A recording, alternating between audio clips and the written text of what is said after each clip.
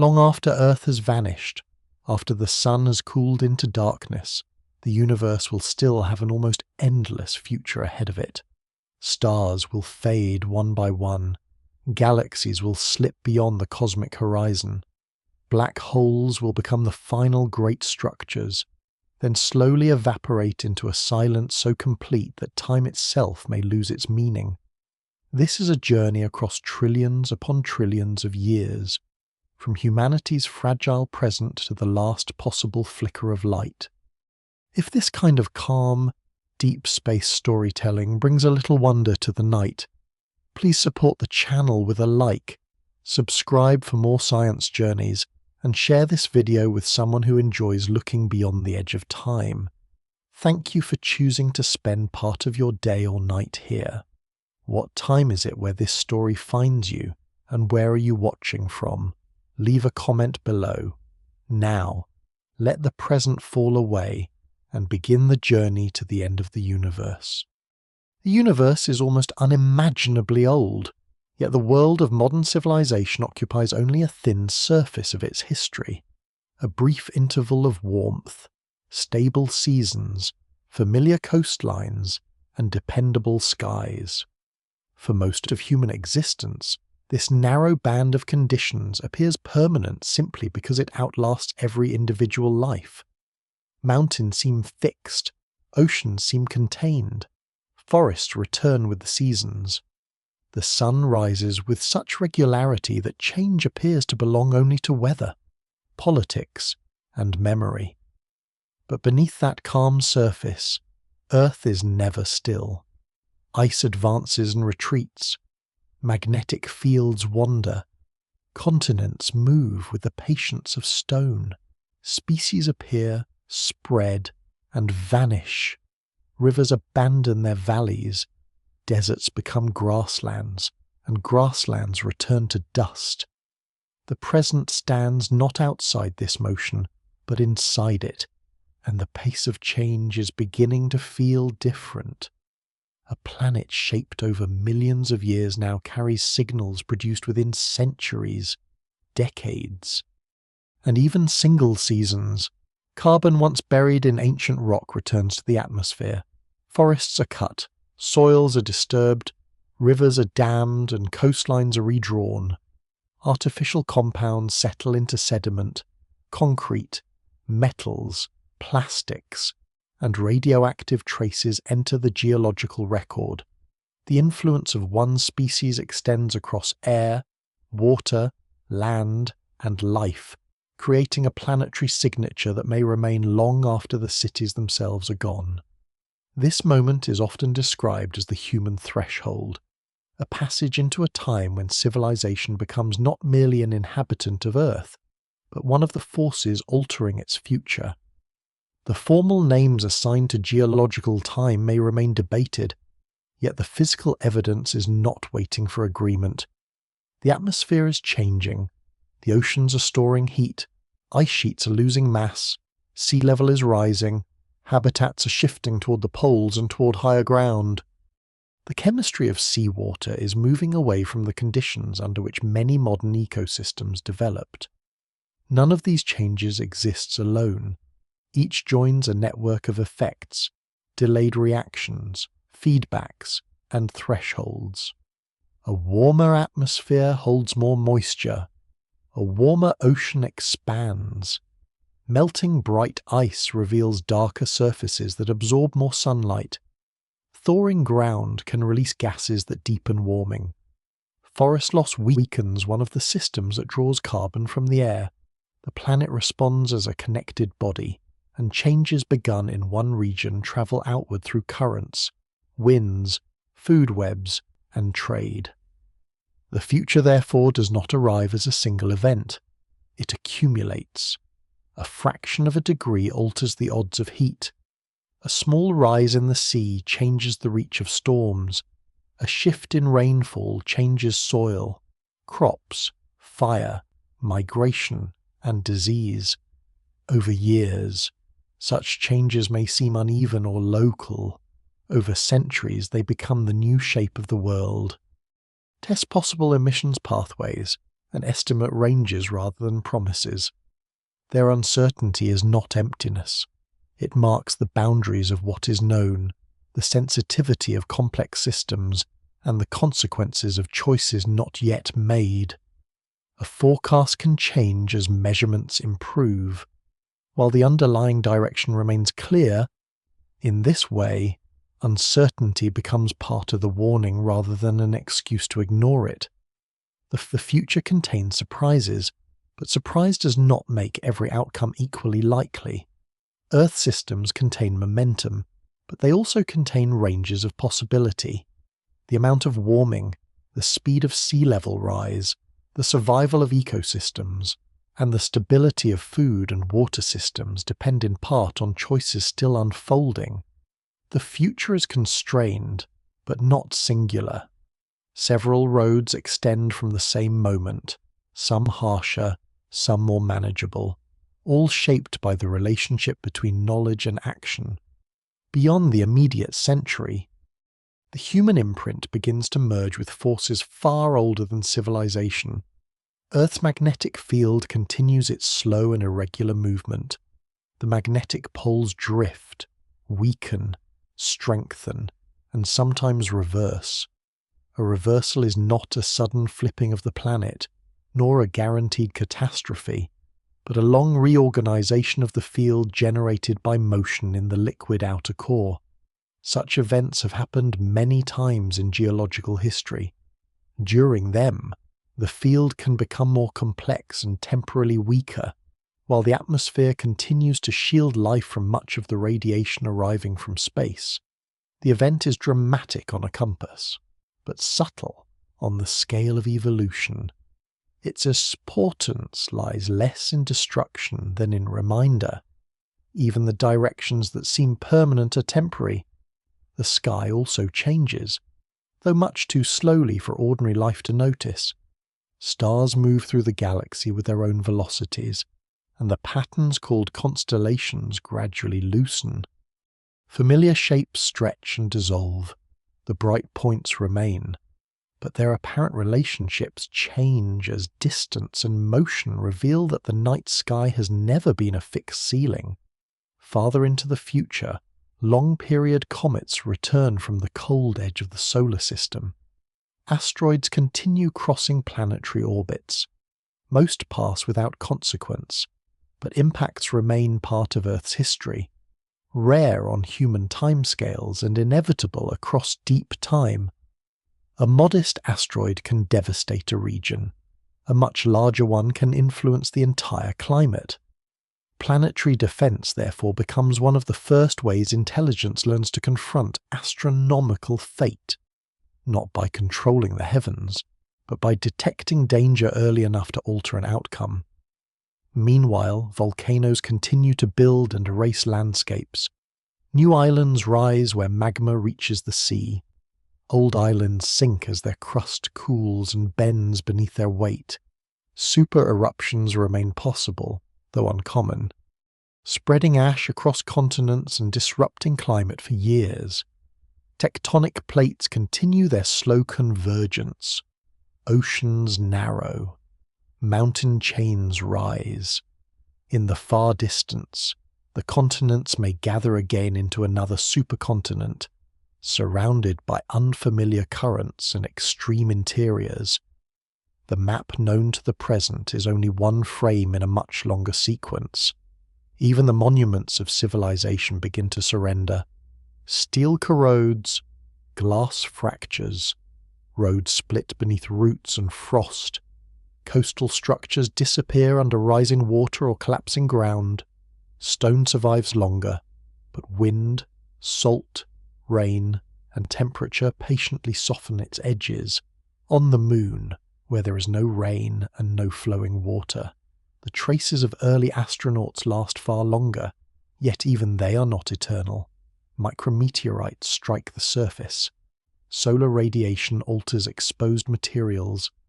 Dust moves in faint, almost imperceptible ways. Over vast spans, the sharp impressions blur. The contrast is quiet but profound. Civilizations often measure permanence in centuries, while planets measure it in erosion, orbit, and decay. At the human threshold, both scales become visible at once. There is the urgent scale of years, in which emissions rise, policies change, technologies spread, and ecosystems approach limits. There is also the immense scale of Earth, in which seas open and close, magnetic poles wander, stars shift, and mountains are ground into sediment. The two scales are now connected. A species born yesterday in geological terms possesses tools capable of influencing tomorrow's climate, tomorrow's extinctions, and perhaps even tomorrow's encounters with objects from space. This power does not place humanity above nature. It places humanity more deeply within nature, bound to consequences that extend beyond immediate perception. The future begins here, not at the death of the sun or the fading of the last stars, but in the unsettled interval when a young technological species first recognizes that the planet beneath it is changing, and that some of those changes carry its own signature. Earth continues its ancient motion, but a new force has entered the record. Whether that force becomes a brief disturbance, a lasting wound, or the beginning of careful planetary stewardship remains unresolved. The timeline is only beginning to accelerate, and already the first mystery appears not whether Earth will change, because change is certain, but what kind of world will emerge from the choices made during this narrow and extraordinary threshold. The world of the near future does not transform all at once. It changes by degrees, by seasons, by coastlines that retreat a little farther, by rivers that flood beyond familiar marks, and by species that appear where they were once unknown. Each shift seems local when first observed, yet together they reveal a planet reorganizing itself. Earth has always changed, but the speed and direction of change determine whether life can follow. A forest can migrate over centuries if its climate moves slowly enough. A coral reef can recover after disturbance if warming pauses. A coastline can adjust to rising seas if wetlands and sediment remain free to move. When change accelerates, these natural responses begin to fall behind. The map remains printed on paper, but the living world beneath it moves. Coastlines are among the first places where this motion becomes impossible to ignore. The sea does not rise like water in a smooth glass. It advances unevenly, shaped by winds, currents, gravity. Sinking land, rising land, storms, and the slow deformation of the crust, yet the broader direction is clear. As the ocean warms, it expands. As glaciers and ice sheets lose mass, more water enters the sea. Low islands narrow. River deltas sink beneath the combined weight of sediment loss, groundwater removal, and rising water. Salt moves inland through estuaries and aquifers, entering soils that once supported crops. Storm surges reach farther across ground that earlier generations considered safe. The future coastline is not a line but a zone of repeated negotiation between land and water. In some places, walls and barriers delay the sea. In others, buildings are raised or moved. Elsewhere, communities retreat because protection becomes too costly, or because the land itself can no longer be trusted. Beyond the coast, rainfall patterns shift with warming air and changing circulation. Wet regions do not simply become wetter, nor dry regions uniformly drier. The atmosphere rearranges the timing, intensity, and location of rain. Long dry intervals may be broken by sudden downpours that the soil cannot absorb. Snow falls as rain, reducing the natural storage that mountain snowpacks once provided. Rivers peak earlier in the year.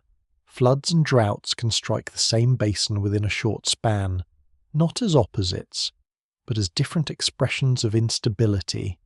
Agriculture, built around expected seasons, becomes a test of adaptation. Some regions gain longer growing seasons, while others lose reliability through heat, water stress, or new pests. The movement of climate zones does not respect borders, and neither do the insects, fungi, and diseases that travel with them. Forests weakened by heat and drought become more vulnerable to fire and infestation. Fire itself becomes part of the changing pattern. Many ecosystems depend on fire, but the character of fire matters. Frequent low flames can clear undergrowth and renew certain landscapes. Extreme heat, deep drought, and heavy fuel can produce fires that burn hotter, spread faster, and reach places that evolved without them. Afterward, rain may wash bare soil into rivers, turning a season of flame into years of erosion. In some forests, repeated burning prevents mature trees from returning. Shrubland replaces woodland, grass replaces shrub. Carbon stored over centuries enters the atmosphere in days, joining the conditions that made the fire more likely. Yet the outcome is not always simple decline. Nature reorganizes. The future landscape may remain alive and productive, but it may no longer resemble the one remembered by the people who first witnessed its change. The ocean undergoes a similar transformation. It absorbs much of the excess heat added to the climate system, and that heat penetrates slowly into deeper layers.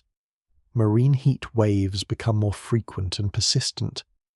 Coral reefs bleach when warm water disrupts the partnership between corals and the tiny organisms that provide much of their energy.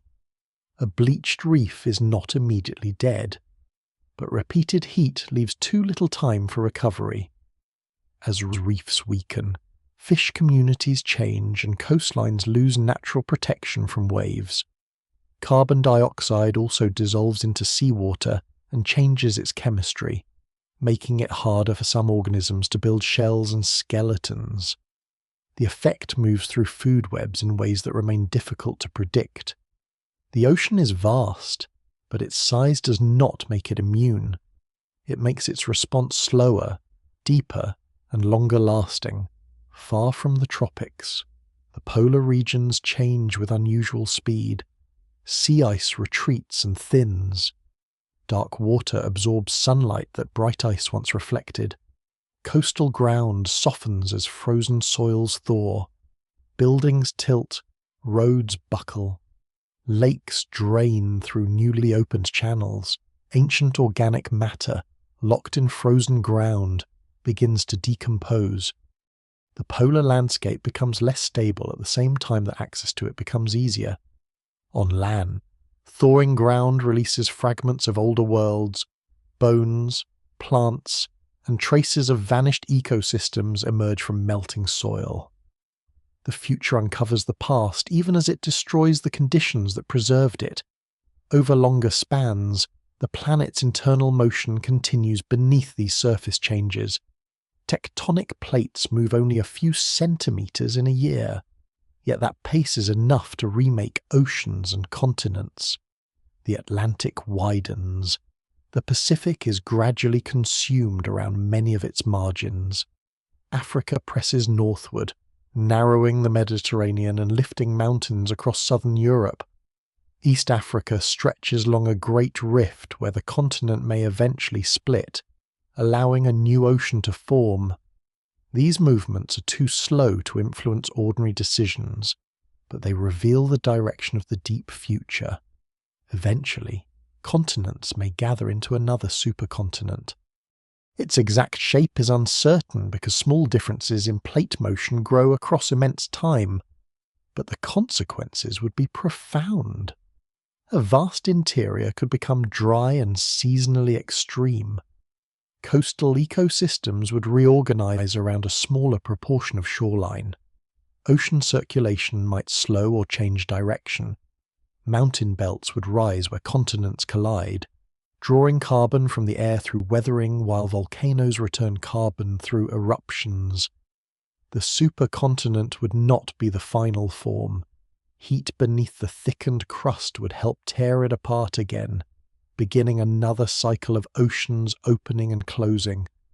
Earth's surface behaves less like a finished shell than a slow current of stone. Climate also continues to vary through changes in orbit. Earth's path around the Sun shifts subtly, its axis changes tilt, and the direction of that axis slowly turns. These cycles alter how sunlight is distributed across seasons and latitudes, over tens of thousands of years. They help pace the advance and retreat of ice sheets, though their effects depend on atmospheric composition, ocean circulation, and the arrangement of continents. The next major glaciation expected from orbital cycles may be delayed by elevated greenhouse gases. A human disturbance lasting centuries can therefore interrupt a natural rhythm measured across tens of thousands of years. The living world responds through migration, adaptation, and extinction. Species have always moved as climates changed, but modern landscapes are divided by roads, cities, farms, and fences. A plant may find suitable temperature farther north, but no continuous habitat through which to reach it. An animal may cross into a new region only to meet unfamiliar competition or disease. Conservation becomes less about preserving a frozen picture and more about maintaining pathways for change, corridors, connected rivers, restored wetlands. And flexible protected areas allow ecosystems to move rather than merely endure. Even then, some losses cannot be prevented. Species with narrow ranges, slow reproduction, or dependence on disappearing habitats face the greatest risk. Their absence alters relationships that may have taken millions of years to form. Pollination, seed dispersal, predation, decomposition, and nutrient cycling all depend on networks that are difficult to rebuild once broken. Yet life as a whole is persistent. Microbes colonize new environments. Plants grow through cracks. Animals exploit abandoned structures. Evolution continues wherever reproduction and variation remain. The planet of the future may be poorer in some places and unexpectedly rich in others. It will not become lifeless, but it may become unfamiliar. This is the quiet force of a restless world. Change does not erase every system at once. It replaces patterns, rearranges boundaries, and creates conditions in which some forms thrive while others disappear. The familiar world fades not because Earth stops living, but because Earth continues to live through transformation. Continents drift beneath new climates. Oceans rise across old maps. Forests move toward cooler ground. Deserts bloom and dry again. Ice withdraws. Rivers change course, and coastlines become memories held inland. Across these changes, the planet offers no final landscape, only a sequence of temporary arrangements.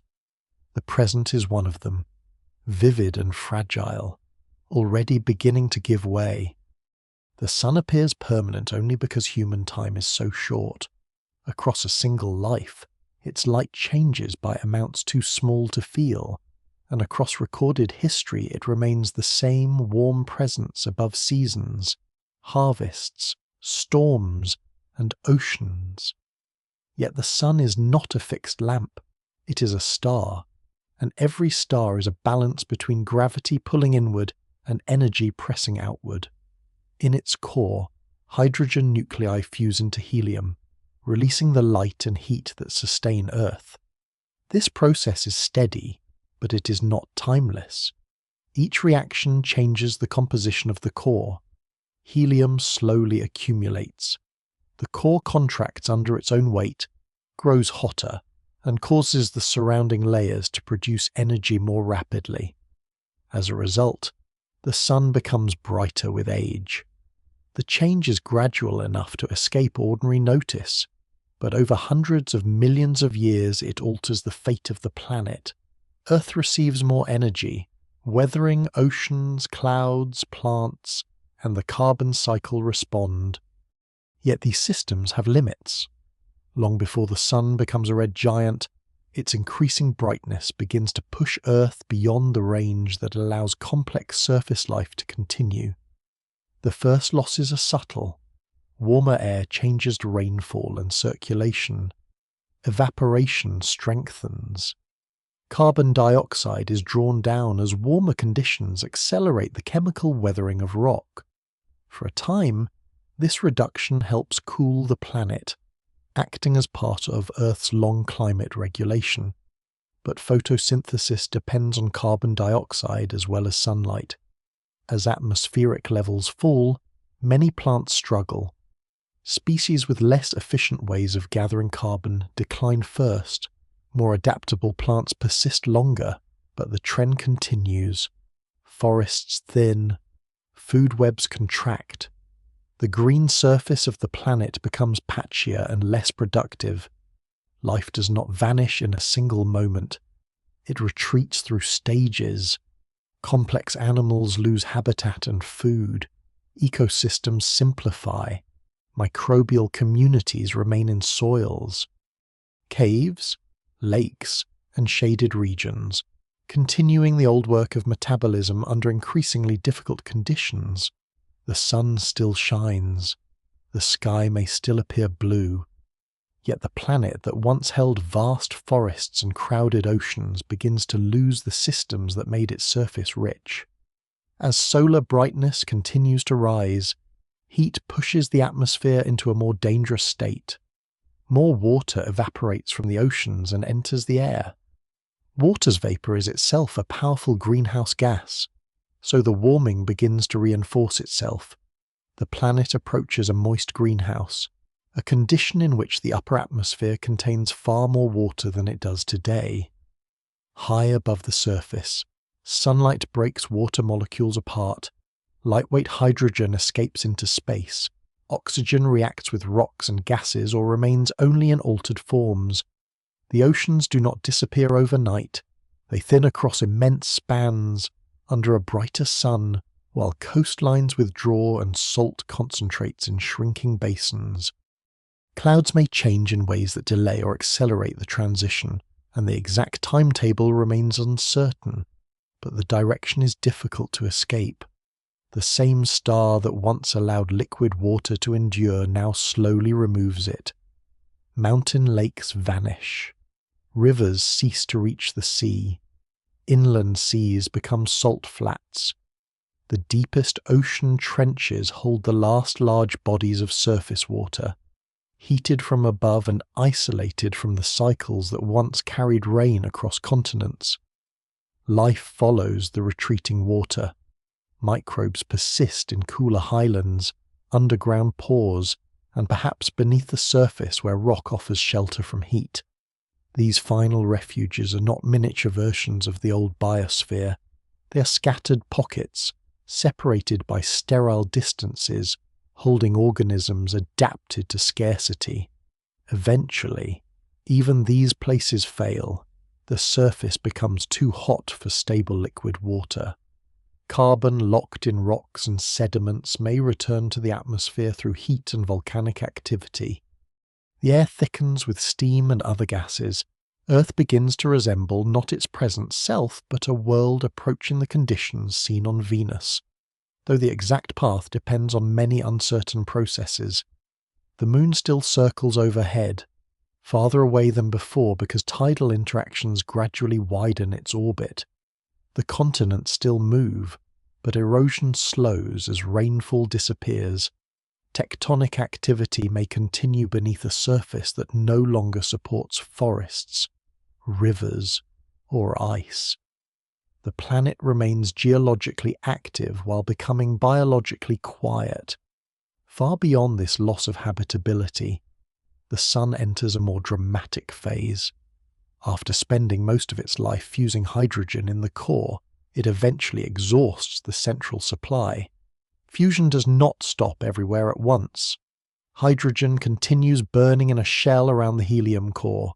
The core contracts and heats, while the outer layers respond by expanding. The sun leaves the long, stable period of its main sequence and begins its transformation into a red giant. Its surface cools even as its total energy output rises, giving the swollen star a redder appearance. The expansion is enormous. Mercury is engulfed. Venus is likely engulfed as well. Earth's fate is less certain in detail because two effects compete. As the Sun loses mass, Earth's orbit can expand. At the same time, tides and drag from the Sun's extended outer atmosphere can pull the planet inward. Many models suggest that Earth is eventually consumed, though uncertainty remains in the final balance. Even if it escapes direct engulfment, it survives only as a scorched and lifeless rock, its surface melted or stripped, orbiting within the glow of a giant star. The old oceans, atmosphere, and biosphere have already vanished long before. The red giant phase is not calm. The Sun sheds mass through powerful winds. Gas flows outward, carrying material that once belonged to the star's outer layers. In the core, pressure and temperature rise until helium fusion begins, producing carbon and oxygen. This new source of energy briefly stabilizes the star, but only on a much shorter scale than the long hydrogen-burning age. The Sun is not massive enough to continue fusing elements all the way to iron. After helium in the core is exhausted, fusion shifts into surrounding shells, and the outer layers expand again. Pulsations and winds grow stronger. The Sun sheds much of what remains of its envelope, releasing gas into space. This material forms a glowing shell around the exposed core, a planetary nebula, despite having nothing to do with planets. Ultraviolet light from the hot remnant causes the expelled gas to shine. For a relatively brief interval, the solar system is surrounded by a delicate cloud enriched with elements forged inside the Sun and in earlier generations of stars. The final stellar remnant is a white dwarf. It contains much of the Sun's remaining mass compressed into an object roughly the size of Earth. It no longer produces energy through fusion. Its brightness comes from stored heat, the residue of an extinguished furnace. Gravity presses its matter to extraordinary density, while quantum effects prevent further collapse.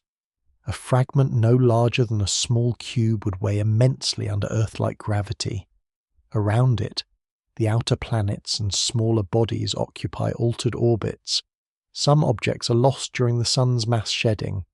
Others move outward as the central mass decreases. Comets may be disturbed from distant reservoirs. Planetary systems are not preserved as museum pieces after their stars die. They loosen, scatter, collide, and sometimes fall toward the remnant. The white dwarf begins hot, but without fusion it can only cool. Its light weakens over spans far longer than the current age of the universe. At first it glows visibly. Later it fades into infrared. Eventually, in a future too distant for any white dwarf to have reached it yet, it approaches the state called a black dwarf, cold and dark against cold and darkness. The Sun's death is therefore not a sudden ending but a sequence of departures. First the stable climate is lost, then the forests, animals, and oceans disappear. Later the planet itself may be consumed or left as a burned remnant. Finally, the Sun releases its outer layers and contracts into a dense ember that cools almost without end. The story is vast, but its meaning is simple. Habitability is temporary, even around a quiet and ordinary star. The light that gives life also carries the slow cause of its ending. Earth's long future is not separated from the Sun's evolution. It is written inside the same nuclear reactions that warm the present. For now, the star remains stable, midway through its main life, and the planet rests within a narrow interval where oceans can endure and complex life can flourish. Yet far ahead, that interval closes. The familiar solar system fades. not through violence from outside, but through the natural aging of its central star. In the deepening future, the first great light of home becomes a white point in the dark, and the age of Earth ends beneath a sun that has finally exhausted the fuel of its youth. Long after the sun has become a white dwarf, the universe still contains stars, but the age of easy light is already moving toward its end. New stars form only where cold gas can gather, collapse, and ignite, and that supply is not endless. Galaxies begin their lives rich in hydrogen and helium, threaded with clouds that fall inward under gravity. Within those clouds, dense knots become stellar nurseries, producing blue giants, yellow stars, orange dwarfs, and the small red stars that outnumber them all. Yet each generation changes the material from which the next must form. Some stars return gas to space through winds and explosions, but some matter becomes locked inside white dwarfs, neutron stars, black holes, planets, and cold objects too small to shine. Galaxies also lose gas through collisions, energetic outflows, and the slow pull of their surroundings. Over immense spans, the reservoirs thin. The bright clouds that once crossed spiral arms become rarer, and the formation of new stars begins to weaken. This decline does not happen at one universal moment. Some galaxies exhaust their gas early, others continue forming stars in scattered pockets. Collisions between galaxies can compress remaining clouds and briefly renew stellar birth. A quiet system may flare with activity when it merges with another, producing a final wave of massive stars that live fast and die quickly. But such bursts do not reverse the larger trend. They consume the remaining fuel more rapidly. The universe can rearrange its resources, but it cannot restore matter already sealed inside remnants. The era of abundant star formation gradually gives way to an age in which every new star is unusual. The most massive stars vanish first because their lives are brief. They burn with extraordinary brightness, forcing nuclear reactions through their cores at a furious rate. Their light can dominate entire regions, but their existence lasts only a small fraction of cosmic history.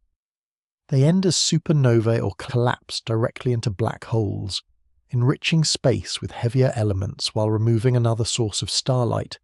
Smaller stars remain. Sun-like stars endure for billions of years before swelling and fading. Orange dwarfs last longer, using their fuel more slowly. Finally, the great majority of surviving light comes from red dwarfs, stars so modest that they are easy to overlook in the present universe. A red dwarf contains less mass than the Sun and shines far more faintly. Its surface is cooler, its colour redder, and its energy production restrained. This weakness becomes its strength. Massive stars often have cores separated from outer layers, leaving much of their hydrogen unused when the centre is exhausted. Many red dwarfs are fully convective. Hot material rises, cooler material sinks, and the star remains mixed through much of its interior. Hydrogen from outer regions can reach the core, allowing a far greater portion of the star's fuel to participate in fusion. Instead of spending its life in a brilliant rush, a red dwarf burns with extraordinary patience. The smallest may shine for trillions of years, far beyond the current age of the universe. Around them, planetary systems continue to move through darkness. Some planets remain close enough to receive useful warmth, though their conditions differ greatly from those around larger stars. Because red dwarfs are dim, a potentially temperate planet must orbit near its star. Tidal forces may slow its rotation until one side faces the star while the other remains turned toward space. Stellar flares can expose atmospheres to intense radiation, especially during the star's youth. Yet thick air, oceans, magnetic fields, and atmospheric circulation may soften these extremes. Whether complex life can persist around such stars remains unknown. But in the far future, the question becomes more significant. As brighter stars disappear, red dwarfs offer the longest remaining environments where steady energy may support chemistry, climate, and perhaps biology. Their planets become small islands of warmth in galaxies that are otherwise fading. The sky above such a world would look different from the sky above present Earth. The nearby star might appear large and deep orange or red, while the wider galaxy contains fewer bright points. Many distant galaxies have already moved beyond view as cosmic expansion carries them across the observable horizon. Within the local gravitationally bound system, stars remain visible, but their number slowly declines. Some are ejected through close encounters, some fall into central black holes, some become remnants and cease to shine. Constellations do not merely change shape, they disappear star by star. Darkness grows not as a sudden curtain, but as the gradual removal of lights across an immeasurable night. Red dwarfs themselves evolve in ways no current telescope can witness from beginning to end, because the universe is not yet old enough for even the oldest small red dwarfs to have completed their lives. Physics, therefore, becomes a guide into a future that observation cannot directly confirm. As a red dwarf consumes hydrogen, helium accumulates, but the continued mixing allows fusion to proceed through much of the star. It grows hotter and somewhat brighter over time. Unlike the Sun, the smallest red dwarfs do not swell into enormous red giants. They may pass through a hotter, bluer stage as their remaining fuel is used, becoming compact blue dwarfs in the final portion of their active lives. No blue dwarf formed by this process exists yet. It belongs entirely to the distant future, a predicted phase waiting beyond the age of every star now observed. When fusion finally ends, the red dwarf contracts into a white dwarf, adding another dense ember to the growing population of stellar remains. Before that ending arrives, the universe passes through a long twilight. Star formation becomes nearly absent, yet old red dwarfs continue to glow. They are not bright enough to fill space with the rich light of younger galaxies, but their combined persistence extends the stellar era by enormous lengths. A galaxy in this time may no longer show luminous spiral arms. Its structure becomes smoother and darker, populated by red dwarfs, white dwarfs, neutron stars, black holes, brown dwarfs, and wandering planets.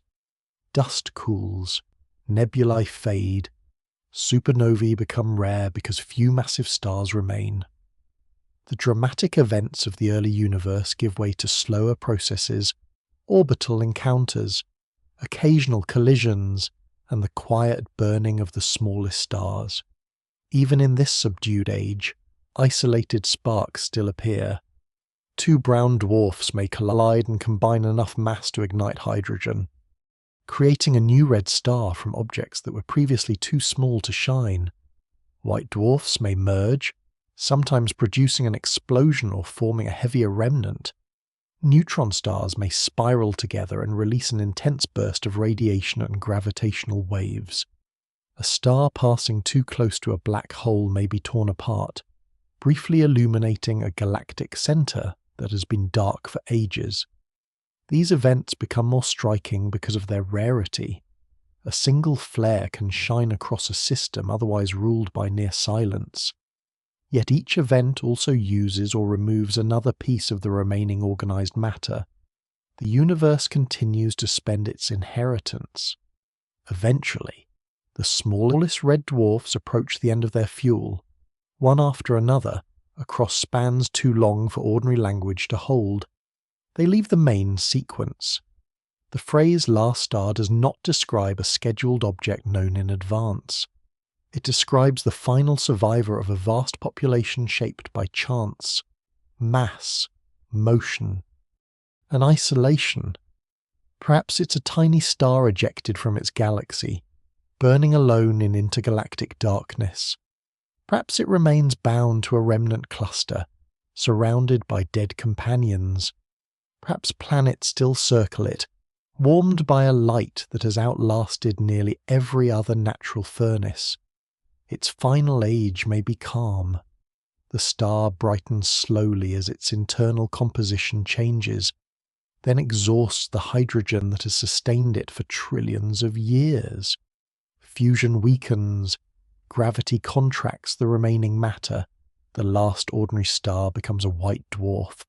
No explosion marks the transition. There is no universal flash announcing that the stellar era has ended. The final light simply fades into a different kind of glow, one produced not by active fusion but by stored heat. Afterward, the universe still contains energy, motion, gravity, and structure. But the long age of stars is over. The night is no longer interrupted by suns being born. It is inhabited by their remains.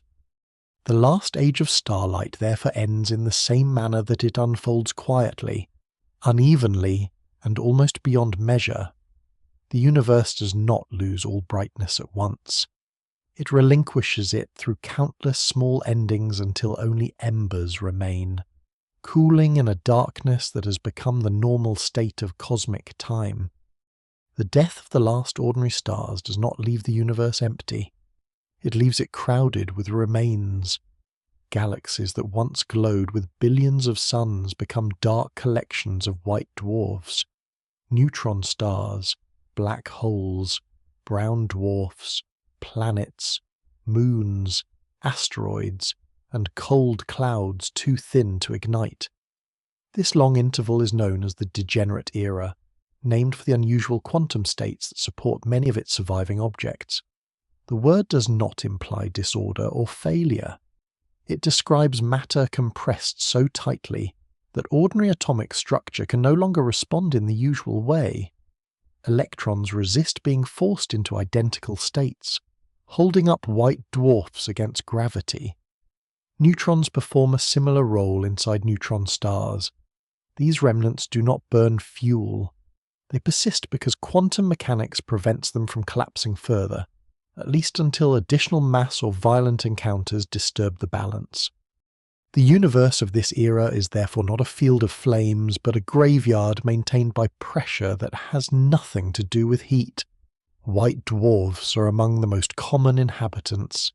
Each is the exposed core of a star that once resembled the Sun, or was somewhat smaller or larger. Carbon and oxygen make up many of them, packed into a sphere roughly comparable in size to Earth, but containing a large fraction of a star's mass. At first, a white dwarf glows intensely because it is born hot. It has no new source of energy, so every photon it releases is part of a finite inheritance. Cooling begins immediately and continues across spans far longer than the present age of the universe.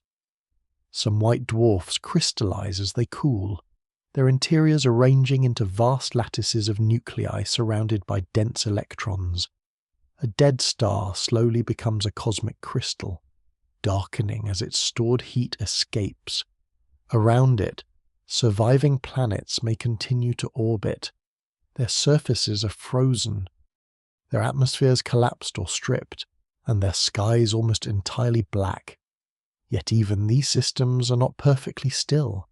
Asteroids and comets disturbed by distant encounters may fall toward the white dwarf, break apart under tidal forces, and form dusty rings. Metals detected in the atmospheres of some white dwarfs in the present universe already reveal the remains of swallowed planetary bodies. In the degenerate era, such events continue as faint episodes of destruction around stars that no longer shine by fusion. Neutron stars are rarer and more extreme. They are born when massive stars collapse, crushing matter until protons and electrons combine into neutrons. A neutron star may contain more mass than the Sun within a sphere no larger than a city. Its gravity is immense, its crust extraordinarily rigid, and its interior governed by physics that remains only partly understood. Young neutron stars can spin rapidly and produce beams of radiation, but these beams weaken over time. Magnetic fields decay, rotation slows, pulsars fall silent, the objects remain, nearly invisible, moving through darkened galaxies like compact fossils of ancient explosions. Some still orbit companions, others wander alone after the violence of their birth sent them away at high speed. When two neutron stars remain bound, gravitational radiation slowly removes orbital energy, drawing them together. Their merger can release a brilliant flash, create heavy elements, and leave behind a heavier neutron star or a black hole. Such collisions become rare lanterns in an otherwise dim age. Brown dwarfs form another large population. They begin like stars, but never gather enough mass to sustain ordinary hydrogen fusion. In the young universe, some glow faintly from heat left by formation or from limited nuclear reactions involving lighter elements. Over time, they cool into dark spheres with atmospheres, weather, and chemical layers unlike those of true stars. In the degenerate era, brown dwarfs vastly outlast the light they once emitted. Their importance grows because gravity continues to bring objects into contact. A collision between two brown dwarfs can create a body massive enough to ignite hydrogen, producing a new red dwarf long after normal star formation has ended. This rebirth is possible because the universe still contains organized matter even when cold gas clouds no longer collapse. A star can be assembled through direct impact rather than born in a nebula. Such events are extremely uncommon, but the era is so long that rarity does not mean impossibility. A dark galaxy may wait for ages before two failed stars meet, flare, and begin a small new lifetime of fusion. That new star eventually dies as well, returning its material to the population of remnants. Planets also survive in immense numbers. Some remain bound to white dwarfs, neutron stars, brown dwarfs, or black holes. Others are expelled during stellar mass loss or by gravitational encounters and become free-floating worlds. Without a nearby star, their surfaces freeze, but heat can persist below. Radioactive decay and the slow cooling of planetary interiors may keep subsurface layers warm for long periods. Thick ice can insulate buried oceans. Large moons may continue to experience tidal heating if they orbit massive companions in stable configurations. None of this guarantees life, yet it means that the end of starlight is not automatically the end of every environment with usable energy. The most durable habitats may be hidden rather than illuminated, protected beneath ice or rock, sustained by chemistry and internal heat. Their lifetimes are still limited, but their existence widens the range of places where complex processes might continue. The galaxies themselves change as these remnants interact. A galaxy is not a rigid structure. It is a loose gravitational society in which every object responds to the combined pull of many others. Over immense spans, repeated encounters redistribute energy. Some bodies lose orbital energy and sink toward the center. Others gain speed and move outward. This process, called gravitational relaxation, slowly erases the organized shape of the old galaxy. Spiral arms have already disappeared. Stellar disks thicken and blur. Central regions become denser while outer regions lose members. Close passages between remnants can disturb planetary systems, exchange companions, or eject objects entirely. A planet may orbit one star for trillions of years, then be thrown into intergalactic space by a single encounter. A white dwarf may acquire a new companion after passing through a crowded cluster. Two black holes may form a binary and harden through repeated interactions with nearby objects. The galaxy evolves by countless small exchanges, each almost negligible, yet decisive when multiplied across deep time. Most remnants eventually face one of two fates. Some drift inward and are captured by the central black hole. Others are flung outward until the galaxy can no longer hold them. The balance depends on mass, orbit, and chance. Heavy objects tend to sink toward the center because they transfer energy to lighter neighbors. Smaller bodies are more easily accelerated and expelled. Over unimaginable durations, galaxies evaporate in a gravitational sense, losing stars and planets one by one into the expanding dark. Their former members continue traveling through intergalactic space, separated by distances so large that another encounter may never occur. Bound structures do not disappear immediately, but they slowly leak. The universe becomes populated by isolated remnants whose origins can no longer be recognized from their surroundings. Occasionally, gravity produces a brighter disturbance. A white dwarf can gain mass from a companion and undergo an explosion.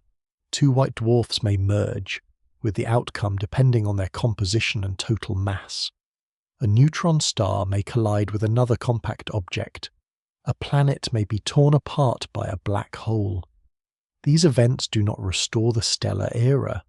They are aftershocks, brief releases of energy from systems assembled in the distant past. Their light crosses a universe in which there are fewer observers, fewer structures, and fewer nearby destinations. Expansion carries unbound regions farther apart, while local remnants continue their slow dance inside shrinking gravitational communities. The degenerate era is therefore neither completely dead nor truly active. It is a world of stored energy, delayed encounters, and rare accidents. Most of the time, nothing visible happens. White dwarfs cool, neutron stars spin down, brown dwarfs darken, planets freeze, black holes wait. Then, after an interval longer than entire stellar histories, two objects pass close enough for gravity to rearrange their futures. A collision ignites a small star. A merger sends gravitational waves through empty space. A remnant falls toward a galactic center and briefly glows before disappearing. Each event becomes remarkable because silence surrounds it on every side. Matter remains organized, but the order inherited from the bright universe is steadily lost. The old galaxies become looser, darker, and more skeletal. Their surviving bodies are no longer connected by light, only by gravity and by histories too ancient to recover. The cosmos has entered a stage in which the dead outnumber the living stars completely. Yet the dead are not motionless. They continue to cool, scatter, collide, and fall, carrying the last structured matter toward even deeper forms of darkness. The white dwarfs of the degenerate era begin as hot remnants, but heat has no permanent source inside them. Their glow fades through ages so long that the present universe has not yet lasted enough for even the oldest to become truly cold. As each white dwarf radiates away stored energy, its surface temperature falls, its light shifts toward longer wavelengths, and the distinction between star and darkness slowly disappears. The final state is called a black dwarf, an object that remains massive and dense but emits almost no detectable heat or light. No black dwarf exists yet because the universe is too young. Their appearance belongs to a future in which every ordinary star has died and every bright galaxy has faded. A black dwarf is not empty ash. It is matter held in an extreme condition, a compact body in which atomic nuclei sit within a sea of degenerate electrons. The star that once burned through fusion survives through quantum resistance alone. Without an internal furnace, it becomes almost indistinguishable from the cold space around it, revealed only by gravity. The cooling process is slow because a white dwarf stores enormous heat and has only a small surface from which to release it. As the interior crystallizes, energy is released by the ordering of matter, delaying the final decline. Different elements separate under gravity. Carbon and oxygen nuclei may arrange themselves into a rigid lattice, while heavier materials settle deeper. The remnant becomes less like an ember and more like a frozen stellar core, though frozen has a different meaning at such density. Across unimaginable intervals, its temperature approaches that of the surrounding universe. Light becomes too weak to distinguish it from the background. At last, the former star joins a population of black spheres drifting through a universe that no longer possesses a natural day. Black dwarfs are often described as stellar ashes, but even ashes suggest warmth and chemical change. These remnants are stranger. Their density is so great that a small amount would weigh many tons under familiar gravity. Electrons cannot move freely into lower energy states because those states are already occupied, and this exclusion produces the pressure that supports the object. The black dwarf remains intact not because its atoms are strong in the ordinary sense, but because quantum mechanics prevents its particles from being arranged more tightly without a deeper transformation. It is a monument built from limitation, a dead star supported by what matter is forbidden to do. Around some black dwarfs, planetary systems persist. Their worlds receive almost no light and carry surface temperatures close to the cosmic background. Atmospheres freeze onto the ground, oceans become layers of ice, and internal heat fades.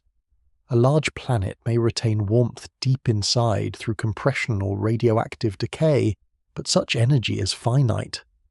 Tidal heating may continue where moons remain in eccentric orbits. Though gravitational interactions alter these arrangements over time, any life that survives into this era must depend on protected energy sources, and even those diminish. The sky above a planet orbiting a black dwarf offers no sunrise. The central object is present as a gravitational center, but absent as a visible star. Its location might be inferred from the motion of moons, dust, or other planets, while the surrounding darkness remains nearly unbroken. These systems are not safe from the patient work of gravity. A passing remnant can disturb distant planets. A close encounter can exchange companions, alter orbits, or eject a world into intergalactic space. Inside the weakened remains of a galaxy, repeated interactions continue to redistribute energy. Massive objects drift inward, while lighter bodies tend to move outward. Some black dwarfs become part of compact groups near central black holes. Others are expelled and begin solitary journeys through the expanding void. A former star may travel for ages without approaching another object. The distances between remnants grow immense, yet the future offers extraordinary amounts of time. Given enough time, even rare meetings occur. When two black dwarfs collide, the outcome depends on their mass and speed. Some impacts merge the remnants. Others may compress matter enough to trigger nuclear reactions. A collision between compact stellar corpses can briefly return light to a universe that has almost forgotten it. Carbon or oxygen may ignite under sudden pressure, producing an explosion unlike the steady burning of an ordinary star. Such flashes are exceptionally rare and become rarer as the universe expands. They do not begin a new stellar age. They are isolated sparks produced by ancient matter, finally meeting after a journey beyond measure. The darkness closes again after each event. The internal fate of black dwarfs is more uncertain because it depends on physics that has not been tested across such timescales. If protons are stable, black dwarfs may persist for durations so immense that other processes become important. Quantum tunneling can allow reactions that are impossible in ordinary conditions. Nuclei may fuse at extremely slow rates without the high temperatures found inside living stars. The probability for any single reaction is tiny, but the available time is vast, overspans beyond conventional naming. Lighter nuclei may gradually transform into heavier ones. Some models suggest that matter inside the most massive black dwarfs could slowly evolve toward iron, an element near the peak of nuclear stability.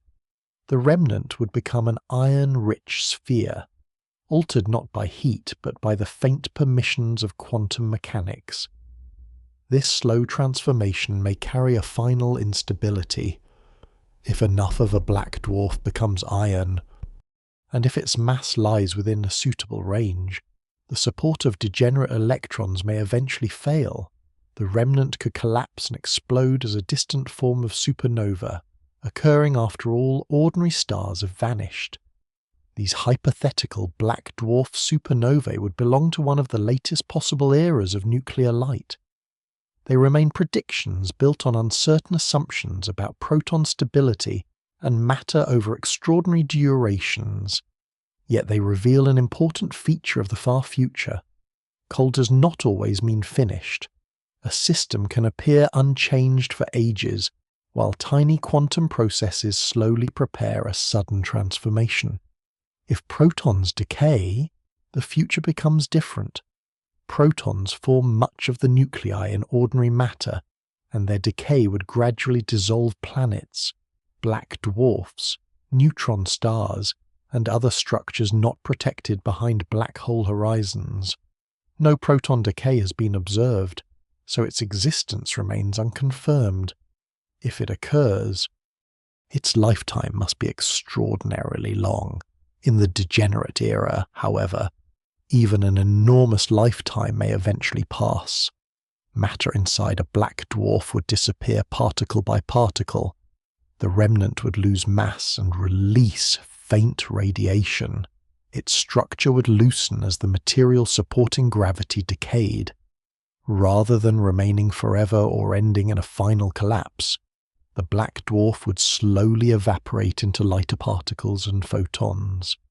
The solid architecture of the dead star would dissolve without fire. Planets and smaller bodies would share the same fate.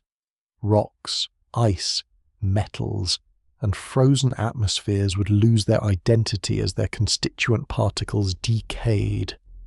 A mountain would not erode through wind or rain. It would vanish from within. A moon would not break apart through impact.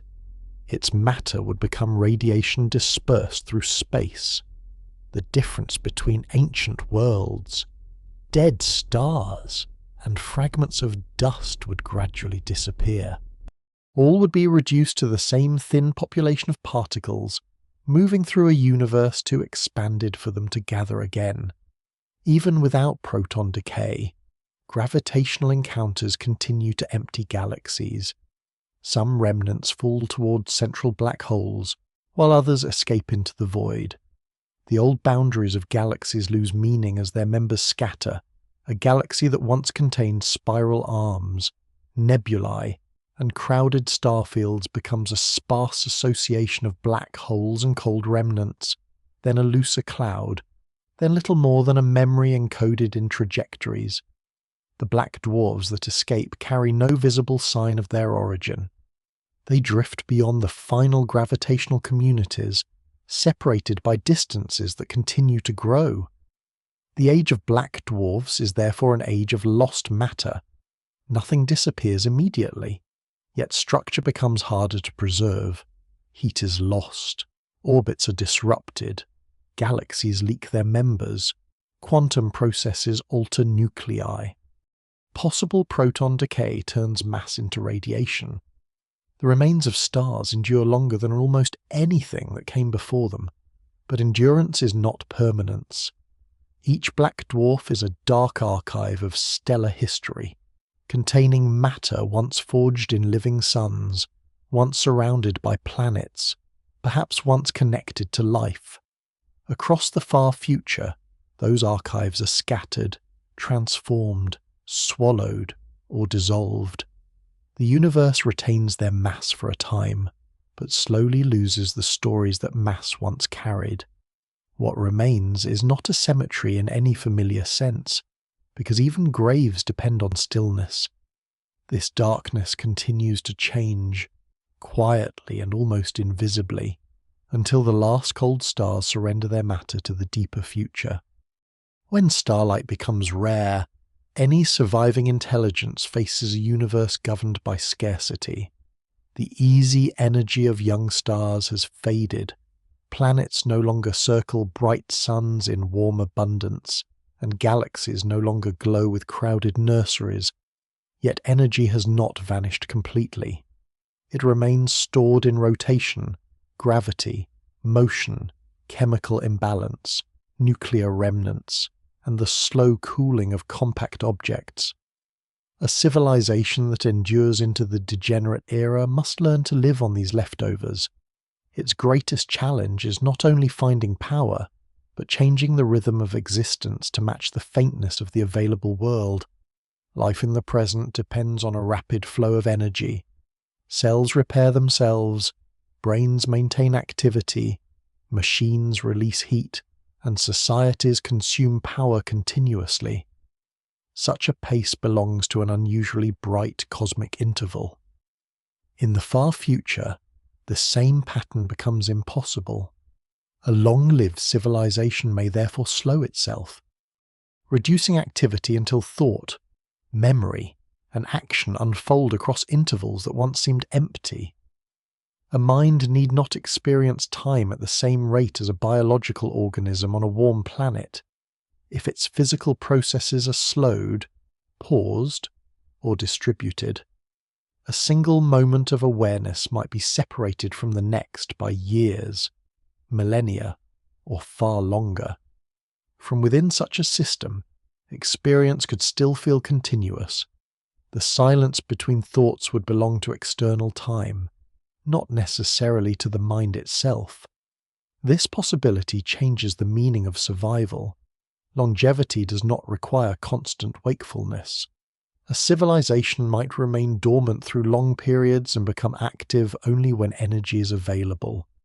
It could wait for a close encounter between compact objects, the passage of a wandering planet, the fall of matter toward a black hole, or the merger of ancient remnants.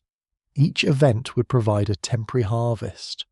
Afterward, the system would slow again, preserving information while the universe returns to darkness. The resulting culture would not be organized around days or seasons.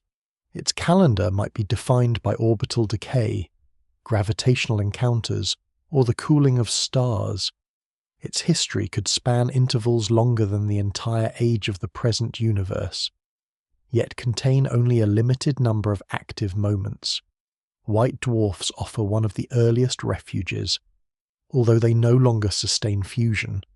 Young white dwarfs remain hot for long periods and release energy gradually. A planet at a suitable distance might receive enough warmth for liquid solvents or stable chemistry, though the habitable region moves inward as the remnant cools. Any civilization there must either migrate closer, alter its environment, or abandon the system before the available heat becomes too weak. Asteroids, moons, and planetary debris provide matter. The white dwarf provides gravity and fading radiation. Such a habitat is temporary. But in the far future, even temporary warmth may last longer than all of recorded human history. Brown dwarfs provide another resource. They cool slowly and may possess turbulent atmospheres rich in chemical gradients. A civilization might not live on a solid surface at all. It could build structures in upper atmospheric layers, use convection as a source of power, or harvest heat flowing from the interior. Rogue planets with thick atmospheres or subsurface oceans may also preserve small islands of usable energy. Their darkness offers no sunlight, but chemical reactions and geothermal heat can support slow activity.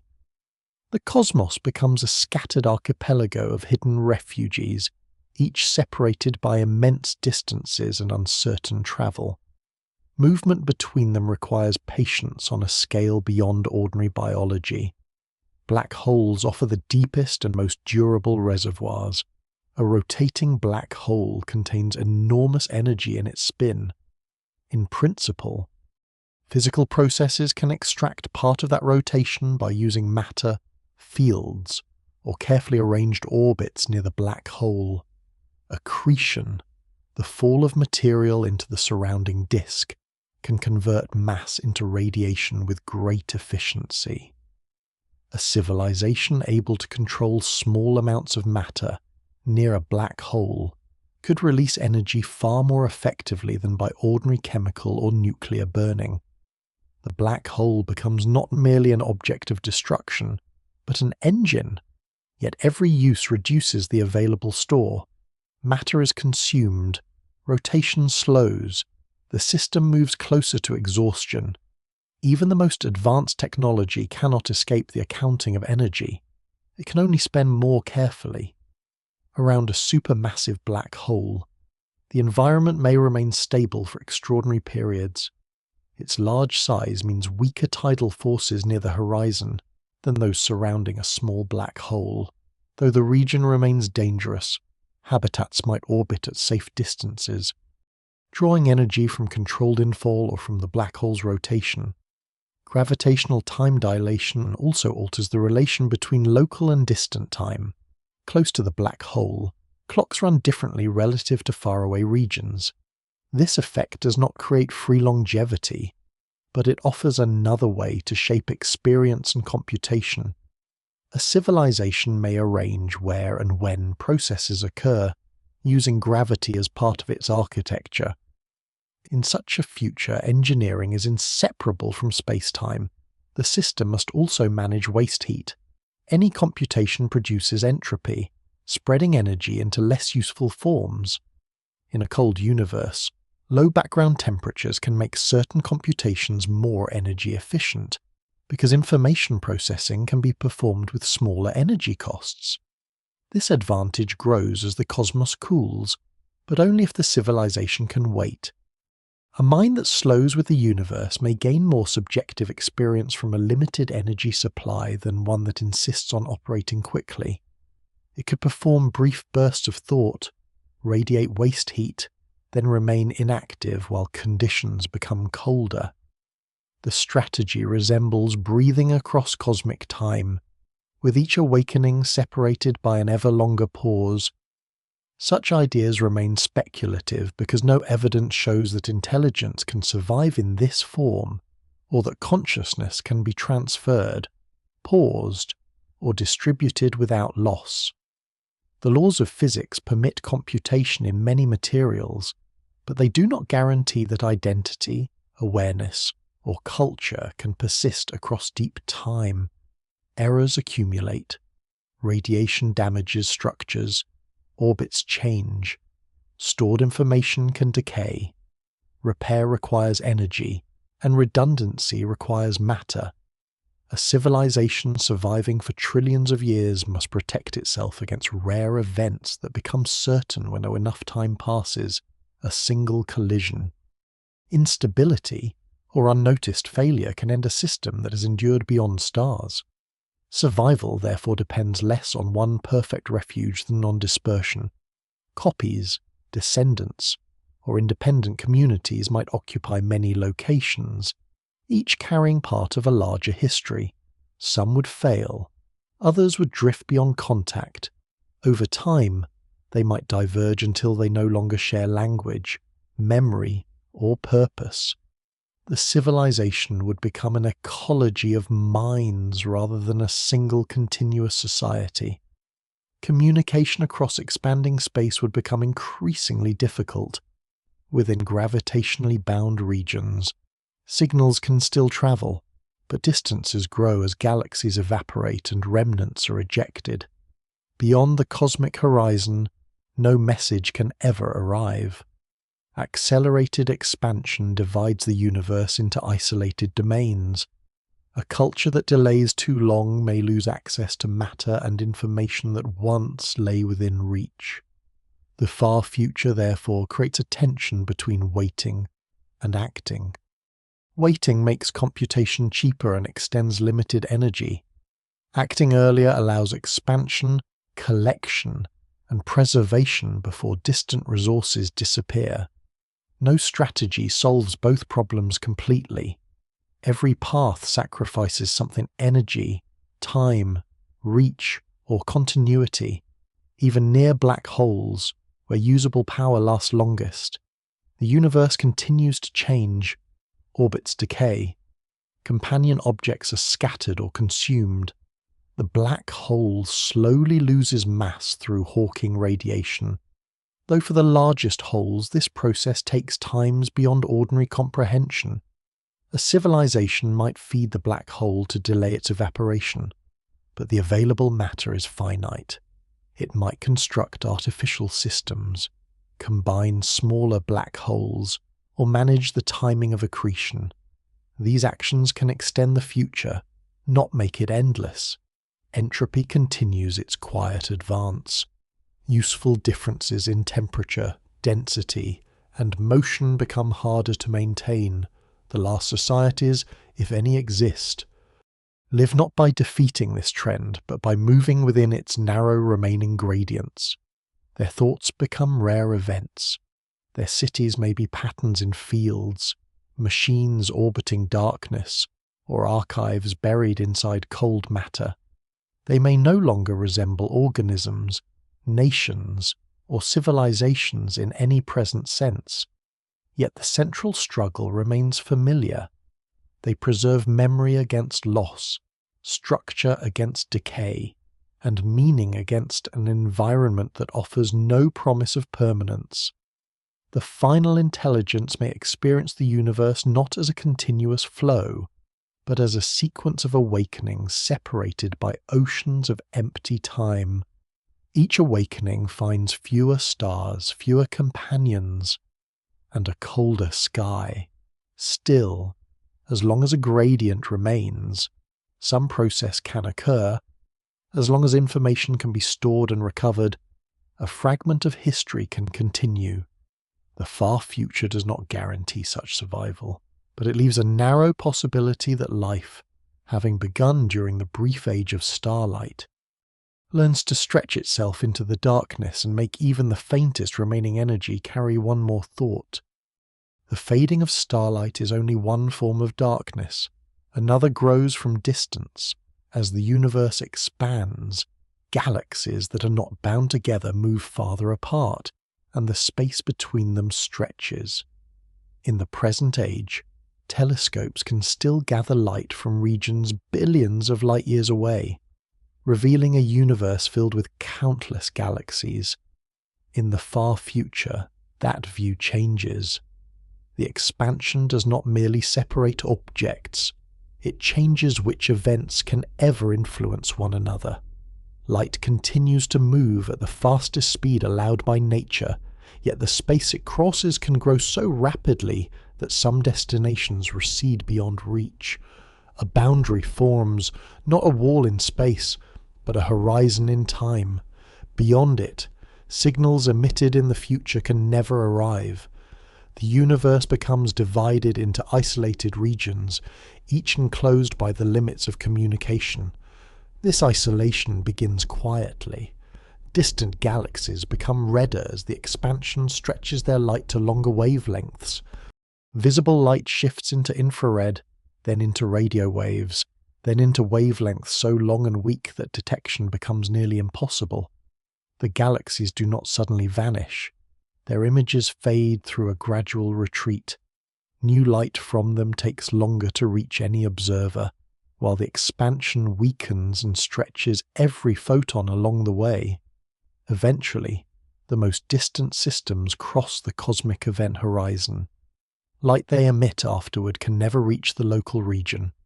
No matter how long the future lasts, the galaxies still exist beyond that horizon, but they are no longer part of the observable future. Their stars burn, their black holes merge, and their civilizations, if any exist, continue without contact. The separation is absolute because it is built into the geometry of space-time itself. Within each gravitationally bound group, expansion does not pull everything apart.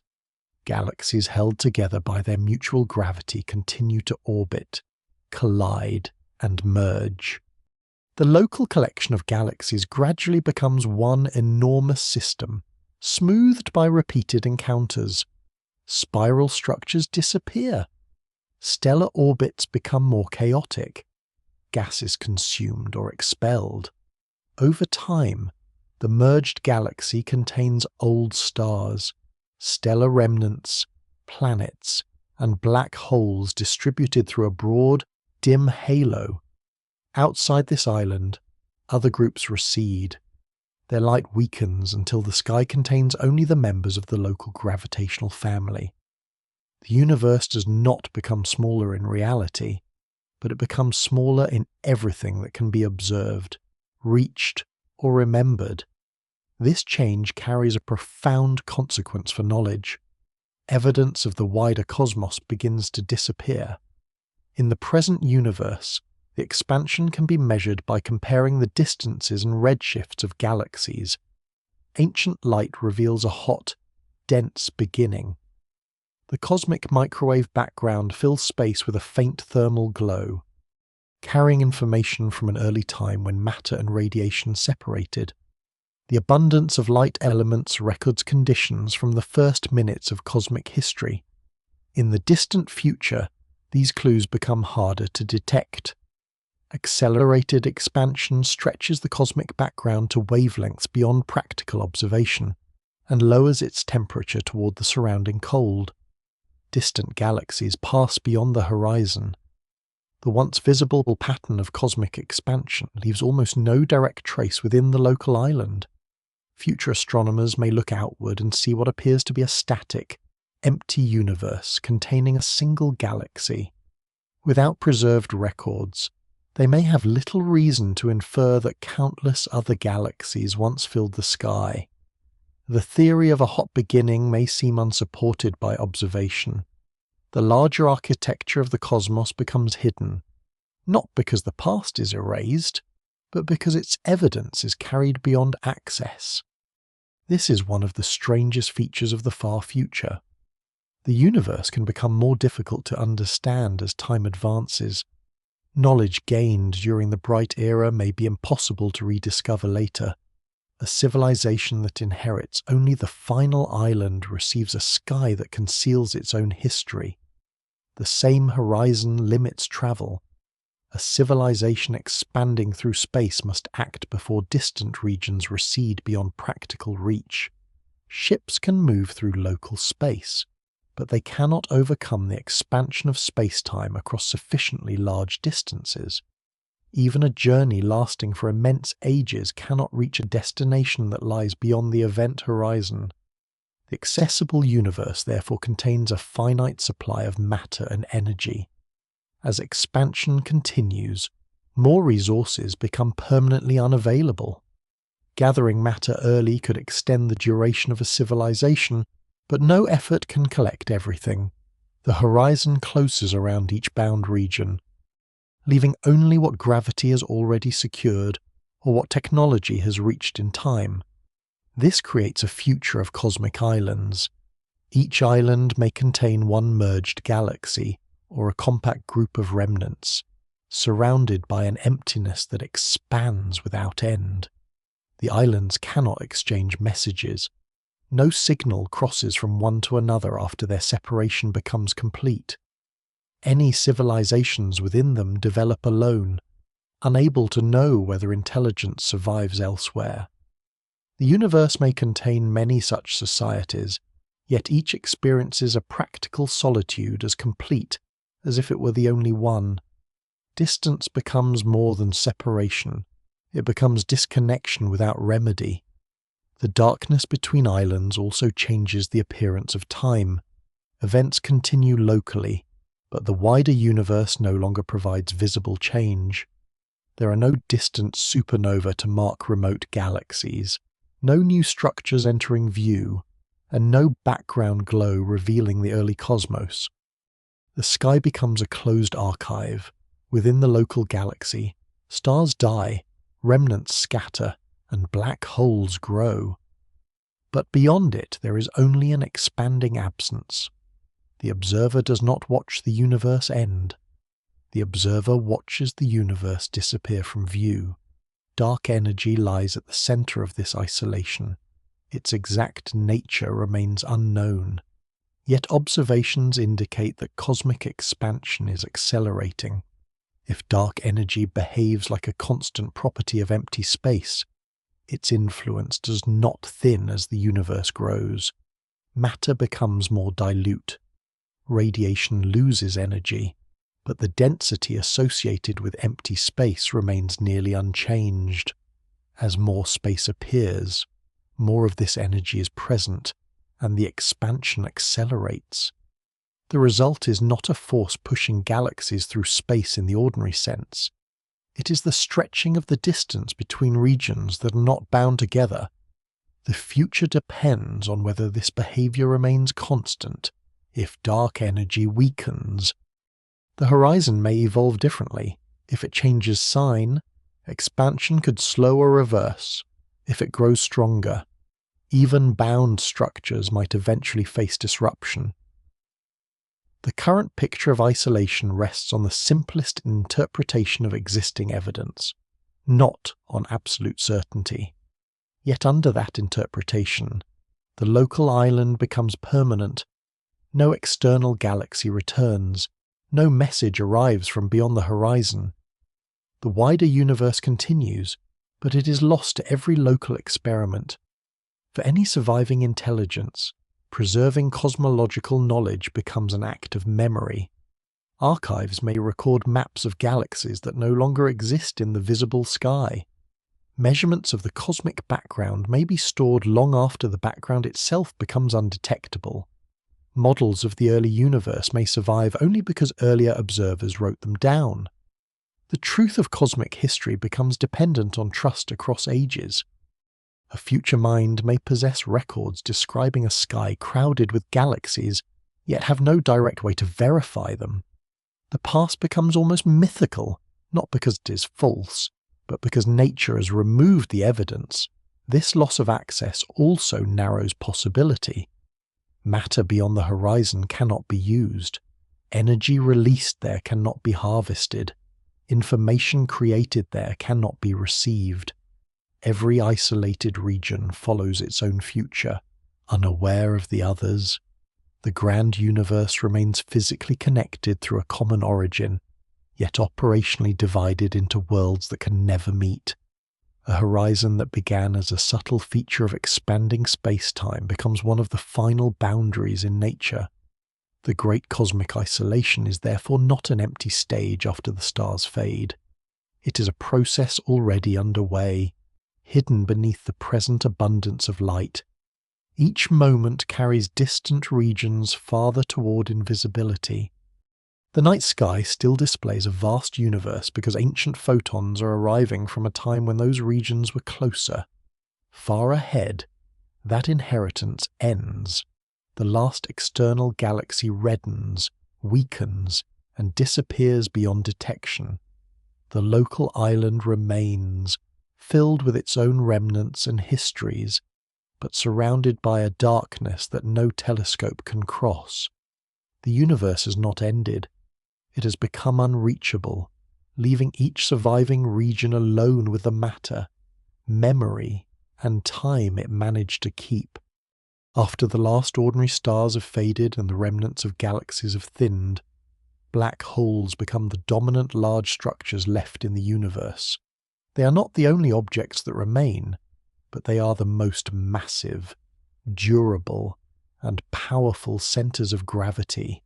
White dwarfs, neutron stars, black dwarfs, planets, and fragments continue to drift through the dark, yet many are gradually drawn toward black holes or ejected beyond the weakening boundaries of their former galaxies.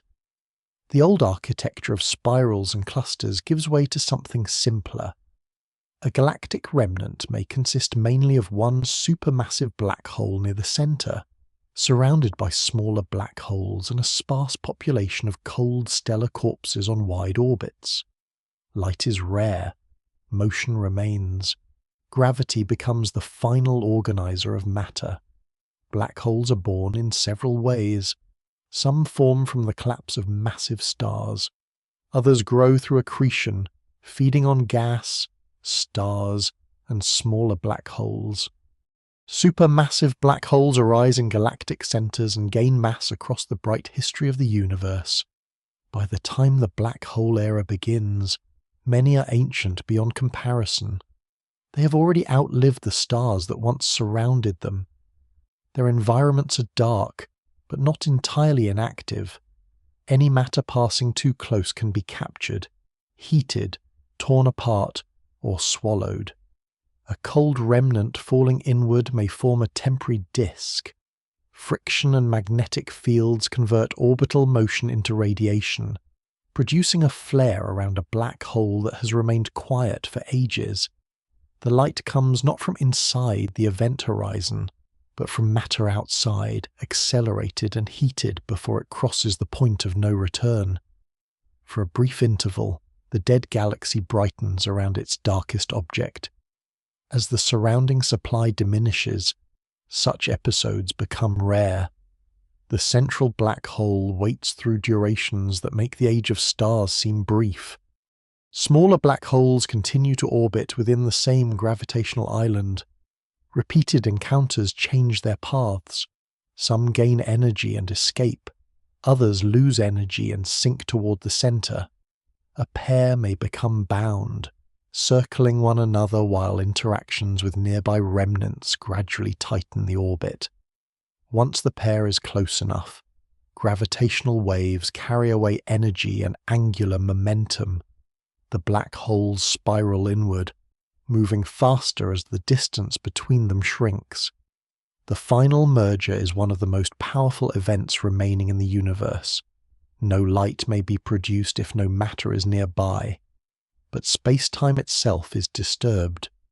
Waves move outward at the speed of light, stretching and compressing distance as they pass. In the black hole era, these waves become the main signals of cosmic activity. The universe no longer announces change with bright stars and glowing nebulae. It announces change through ripples in geometry. A black hole merger does not resemble two solid bodies colliding. Each black hole is a region bounded by an event horizon, beyond which escape is impossible. As the pair orbits, their horizons remain separate while the surrounding space-time becomes increasingly distorted. In the final moments, the horizons join, and a single, larger black hole emerges. The new object is not immediately calm. Its shape oscillates, shedding excess energy as gravitational radiation until it settles into a stable rotating form. Part of the total mass is carried away by the waves. The remainder becomes the mass of the merged black hole. Across immense time, this process builds larger objects. Small black holes merge into intermediate ones. Intermediate black holes fall into galactic centers. Central black holes merge when galactic remnants combine. The universe produces fewer structures, but the surviving structures become more massive. Some future black holes may reach masses far beyond those known today, assembled from the remnants of entire galactic regions. A supermassive black hole is not a compact ball of material in the ordinary sense. It is a region where space-time is curved so deeply that every future path inside points farther inward. Inside, known theories lead toward a breakdown where density and curvature become impossible to describe with current physics. The black hole era therefore preserves one of the deepest mysteries of the universe. The largest remaining structures are also places where the known laws fail to give a complete account. Around these objects, orbital systems can persist for extraordinary length of time. Smaller black holes may circle a central giant. Their motion slowly loses energy through gravitational radiation. The process can take far longer than the lifetime of any star, especially for wide orbits. Each close passage produces a pattern of waves, faint at first and stronger as the orbit tightens. In a universe almost without light, gravity would still carry information. The waves would be a final astronomy, revealing events that no eye could see. Other remnants also feed the growing black holes. Neutron stars can be torn apart if they approach at the right distance. White dwarfs may be disrupted into streams of dense matter. Planets and black dwarfs can fall through the horizon, with little visible effect unless they encounter other material first. The central black hole becomes the destination of much that remains bound. At the same time, gravitational encounters continue ejecting some objects outward. The black hole era is shaped by a slow sorting process.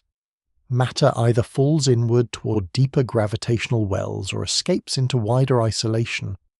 Old galaxies contract in one sense and dissolve in another, leaving massive centers and scattered exiles.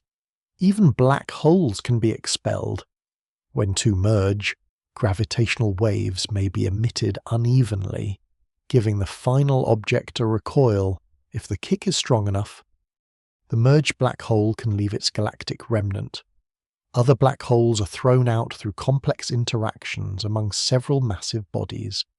The far universe becomes filled with dark wanderers moving through regions where encounters are almost impossible.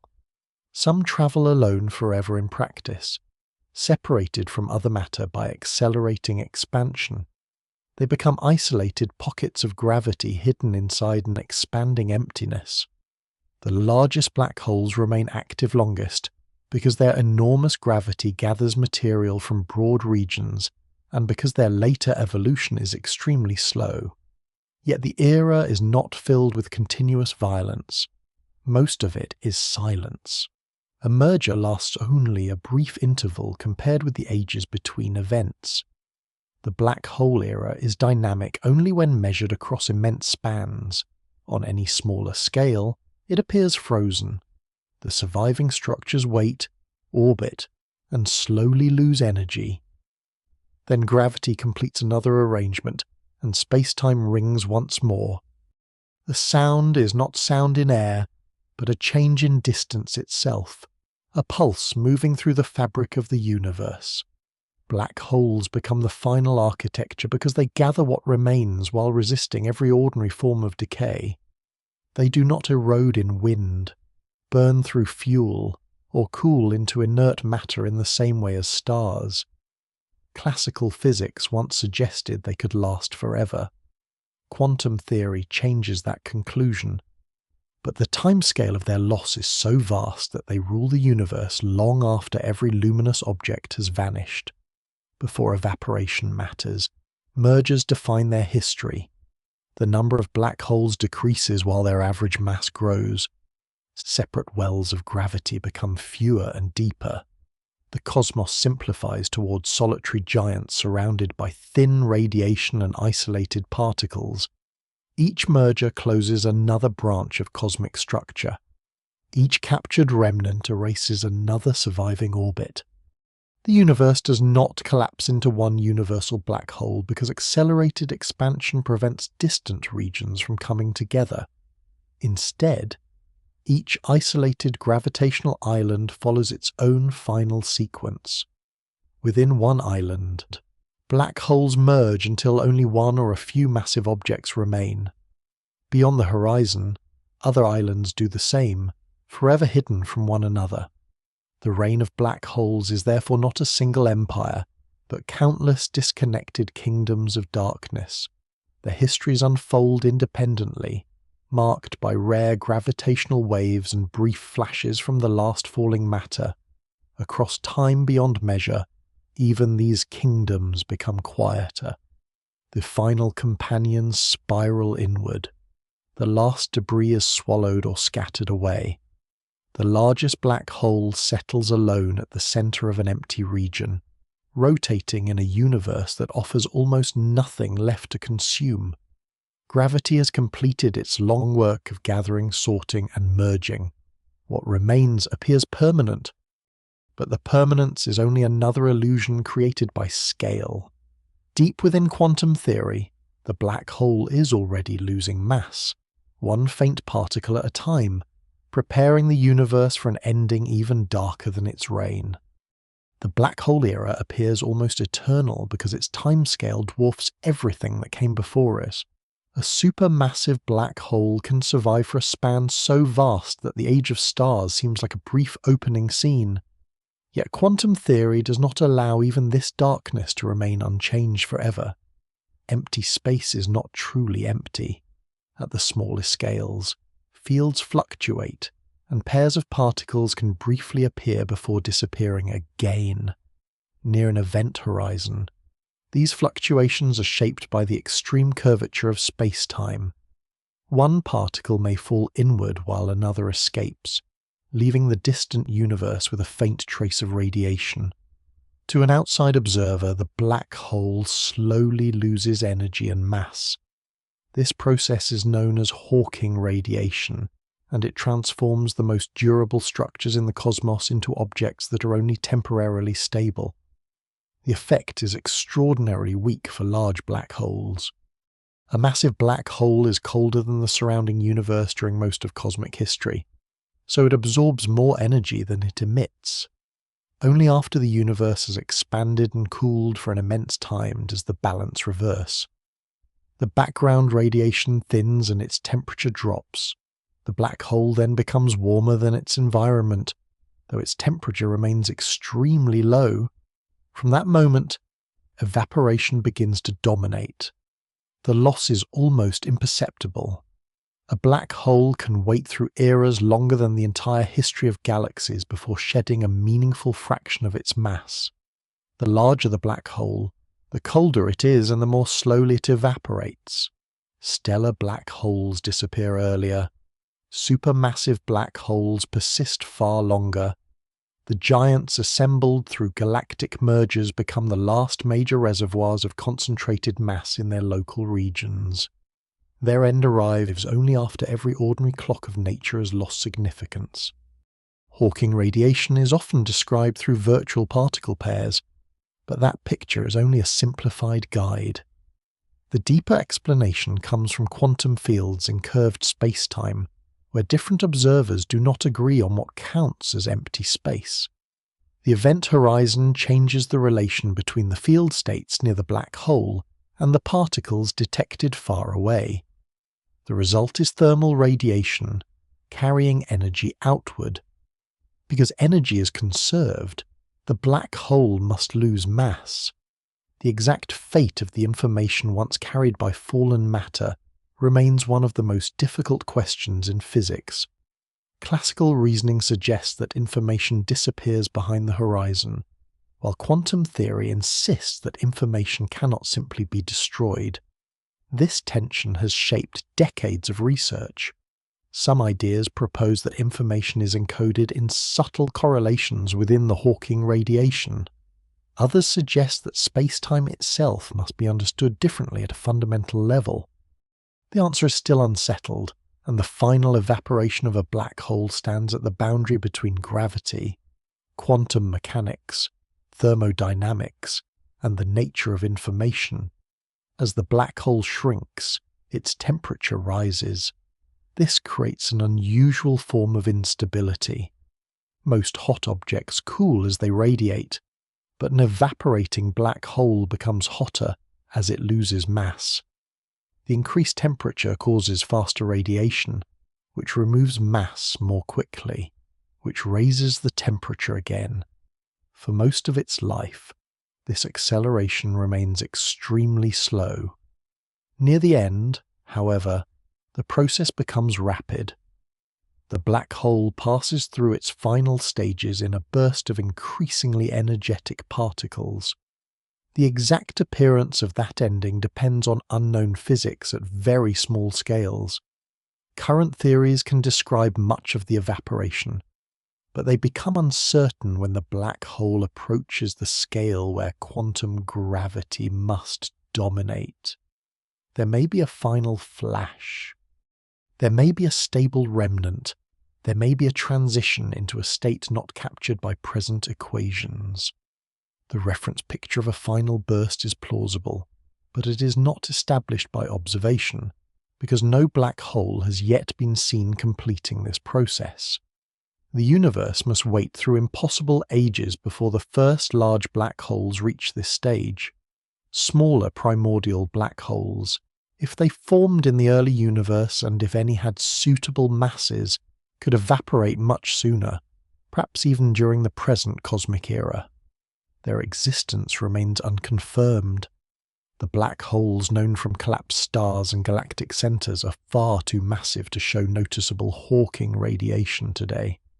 They gain more from surrounding matter and radiation than they lose through evaporation. Their future death is therefore a prediction built from well-supported theory, extended across extraordinary spans. When the smallest surviving black holes finally vanish, the universe still contains larger ones. Each size class passes through the same sequence at a different time. The black hole era becomes a long procession of endings separated by silences beyond comprehension. A stellar black hole fades. Ages pass. An intermediate black hole follows. Still later, a supermassive black hole begins to brighten through its own rising temperature. In each isolated cosmic island, the final giant may be the merged remnant of many former galactic centers. It has consumed stars, planets, gas, and smaller black holes. It contains no visible record of those structures, only mass, rotation, charge, and whatever hidden information quantum gravity preserves. When that black hole begins its last decline, an entire history is being released in a form that may be impossible to reconstruct. The radiation is nearly featureless, spread across particles whose pattern carries little obvious connection to the worlds that once fell inside. A planet, a star, and a library become indistinguishable in the outward flow unless the deepest structure of the radiation retains their differences. This is the final erosion of cosmic identity. The universe does not merely lose objects, it loses the organized distinctions that made those objects meaningful. During the long evaporation, the black hole is not surrounded by a bright disk, because almost no matter remains nearby. Its radiation emerges into an empty region. The photons, neutrinos, and other particles travel outward through expanding space. Their wavelengths stretch, their energy declines. Some cross distances that once contained galaxies, but now contain almost nothing. No nearby observer may exist to detect them. The final light of the black hole era is not necessarily witnessed. It may shine into complete solitude. As each black hole disappears, the large-scale structure of its local universe becomes simpler. No massive object remains to organize orbits. No deep gravitational well remains to gather wandering particles. Matter that escaped earlier is already too diffuse to collapse again. The expansion keeps unbound regions apart, and the radiation released by evaporation only becomes thinner. The cosmos moves from an era dominated by compact objects to one dominated by free particles and almost uniform emptiness. The death of the final black hole marks the removal of the last great structure known to physics. Yet even here, the word death can mislead. The black hole does not become nothing. Its mass becomes radiation and particles, redistributed through space. What ends is concentration. Energy once confined behind an event horizon becomes diluted across an expanding universe. The contrast between dense object and empty surroundings disappears. Entropy increases because the same energy occupies more possible arrangements and becomes less available for useful work. The final burst may be energetic locally, but it does not restore complexity. It is the release of the last reserve into a universe with no mechanism to gather it again. Dark energy continues to stretch the distances between particles. Photons lose energy as their wavelengths lengthen. Massive particles, if any remain stable, move through a near vacuum and rarely interact. temperatures approach a common, extremely low value. The universe becomes flatter, emptier, and quieter in every practical sense. The black hole era therefore ends not with a return to fire, but with the exhaustion of the final engines of gravity. Hawking radiation grants escape from the ultimate prison, yet the escape leads into a cosmos where freedom means endless separation. The last black hole grows hotter, shrinks faster, and passes through the uncertain frontier of quantum gravity. Then its horizon is gone. A brief pulse travels outward, and the region that once held the most massive object left in the universe contains only expanding radiation. Darkness survives the black hole, but it is a different darkness, no longer the shadow cast by hidden mass, but the near absence of structure itself. The universe has crossed another threshold. Its final monuments have evaporated, and only the unresolved question of what remains after all concentration has been lost continues into the cold. The disappearance of the final black hole does not guarantee that the universe has reached its only possible ending. It marks the conclusion of one path. The path implied if cosmic expansion continues to accelerate in roughly the same way, and if no deeper transition interrupts it. Yet the far future depends on parts of physics that remain uncertain. Dark energy has been measured through its effects, but its nature is unknown. Proton decay has been predicted by some theories, but never observed. Empty space may be stable, or it may contain a hidden instability. Quantum gravity may alter the final state of black holes, or even the meaning of space-time itself. The future therefore becomes less certain as the timeline extends. The simplest future is heat death. In this picture, dark energy behaves like a constant property of empty space. Expansion continues forever. Unbound structures move beyond one another's horizons. Stars die. Matter decays or becomes trapped in black holes. Black holes evaporate, and radiation is stretched toward lower energy. The universe does not end at a particular moment. It approaches equilibrium, a state in which energy differences are too small to drive complex change. Temperature falls toward an extremely low common value. Particles remain, but useful gradients disappear. Time can still be measured in principle, yet almost nothing occurs that would distinguish one interval from another. This scenario is often called a freeze, though the word suggests a final solid state. The reality is thinner and stranger, a nearly empty space-time filled with diluted radiation, isolated particles, and fluctuations too rare to build lasting structure.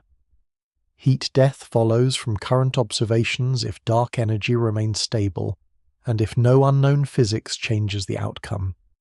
But dark energy may not remain constant. It could be a field that evolves over time rather than a fixed energy of space. If its density slowly decreases, cosmic acceleration might weaken. If dark energy eventually vanishes, matter and gravity may regain relative importance, though the universe would not automatically reverse. Expansion could continue more slowly forever. A return to collapse would require conditions strong enough to halt and overcome the accumulated outward motion. The possibility once known as the Big Crunch imagines expansion slowing, stopping, and turning inward. Galaxies would approach one another rather than recede. Radiation would become hotter as its wavelengths were compressed. In the final phase, density and temperature would rise toward conditions resembling the early universe in reverse. Yet a contracting cosmos would not simply replay history backward. Entropy would remain high. Whether such a collapse ends in a singularity, produces a bounce, or passes into another state depends on unknown quantum gravity. These ideas are mathematically possible in some frameworks, but no evidence confirms that the present universe is moving toward them. A more violent alternative appears if dark energy grows stronger with time. Ordinary matter and radiation dilute as space expands, but an increasing dark energy density would accelerate the expansion ever more rapidly. Later, the expansion could overwhelm the gravity holding galaxy clusters together. If the effect continued to strengthen, galaxies themselves could be disrupted. Eventually, even molecules, atoms, and perhaps space-time could be pulled apart. This hypothetical ending is called the Big Rip. Its timing and severity depend entirely on the behavior of dark energy, and there is no present proof that dark energy has the required properties. Another possibility lies not in expansion but in the stability of the vacuum. In quantum field theory, empty space is the lowest energy state available to fields, but the apparent vacuum may not be the absolute lowest state. It could be metastable, enduring for an immense time while remaining capable of transitioning to a deeper configuration. If such a transition occurred, it might begin in a tiny region and expand outward at nearly the speed of light. Inside the new vacuum, the properties of particles and forces could differ. The laws that permit stars or planets and life could be replaced by another set of conditions. No warning could arrive before the boundary, because the transition would move almost as fast as any signal. This possibility is grounded in real questions about particle physics, yet its probability remains uncertain. The known universe may be stable for times far beyond any other process, absolutely stable, or vulnerable in ways current measurements cannot settle. Proton decay introduces another branch. Protons appear stable across all observations so far, but some attempts to unify the fundamental forces predict that they eventually decay into lighter particles. If this happens, ordinary matter has a finite lifetime. Planets, stellar remnants, and isolated atoms would slowly dissolve even if they escaped black holes. The rate would be extraordinarily low, but the far future provides extraordinary time. Matter would disappear from within, replaced by radiation and lighter particles. If protons never decay, cold remnants could persist much longer, and processes such as quantum tunneling, gravitational encounters, or rare black dwarf transformations would shape the late universe instead. The difference between stable and unstable protons determines whether matter remains as a dark skeleton or eventually loses all lasting structure outside black holes. The universe may also be larger than the region created by the observable expansion from the hot early state. Some theories of cosmic inflation suggest that inflation may continue in distant regions, producing separate domains with different histories and perhaps different effective laws of physics. These domains are often described as other universes, though they may belong to a larger space-time that cannot be observed from within the local cosmic horizon. In such a multiverse, the heat death of one region would not be the end of everything. Other regions might continue forming, expanding, collapsing, or developing structures under different conditions. This idea arises from certain models, but direct evidence is absent, and the term universe becomes difficult to define when no signal can pass between domains. The possibility expands the scale of the mystery without resolving it. It replaces one ending with a landscape of endings, each hidden from the others. Speculation reaches even farther when intelligence enters the picture. A civilization facing cosmic exhaustion might attempt to preserve information in extremely efficient forms, create simulated environments, manipulate black holes, or trigger new regions of expanding space-time. Some theoretical discussions consider whether a concentrated field or vacuum transition could produce a small inflating domain, sometimes called a baby universe. From the outside, such a process might appear as a black hole, or a region cut off behind a horizon. From the inside, it might expand into a new cosmos. No known technology approaches this possibility, and no evidence shows that information or life could cross into such a domain. The concept remains a distant extrapolation from incomplete equations, yet it introduces a calm and unsettling question whether the end of one universe could become the beginning of another, without any direct path between them. A new universe might inherit no memory of its origin. Its expansion could erase the process that formed it, leaving future observers to infer a beginning from radiation and structure, just as present observers do. If universes can generate new universes through black holes, vacuum transitions, or other unknown mechanisms, cosmic history may resemble reproduction more than a single linear life. Some speculative models even suggest a form of selection, in which universes producing many black holes generate more descendants. Such ideas remain far beyond confirmed science. They do not provide an escape plan or a demonstrated account of origins. Their value lies in showing how deeply questions of the future connect to questions of the beginning. The same missing theory of quantum gravity that obscures the center of a black hole also obscures the first moment of cosmic expansion and the final approach to equilibrium. The universe may freeze, tear, collapse, transform, decay, or give rise to new domains. Present evidence favors continued accelerated expansion and a cold, dilute future.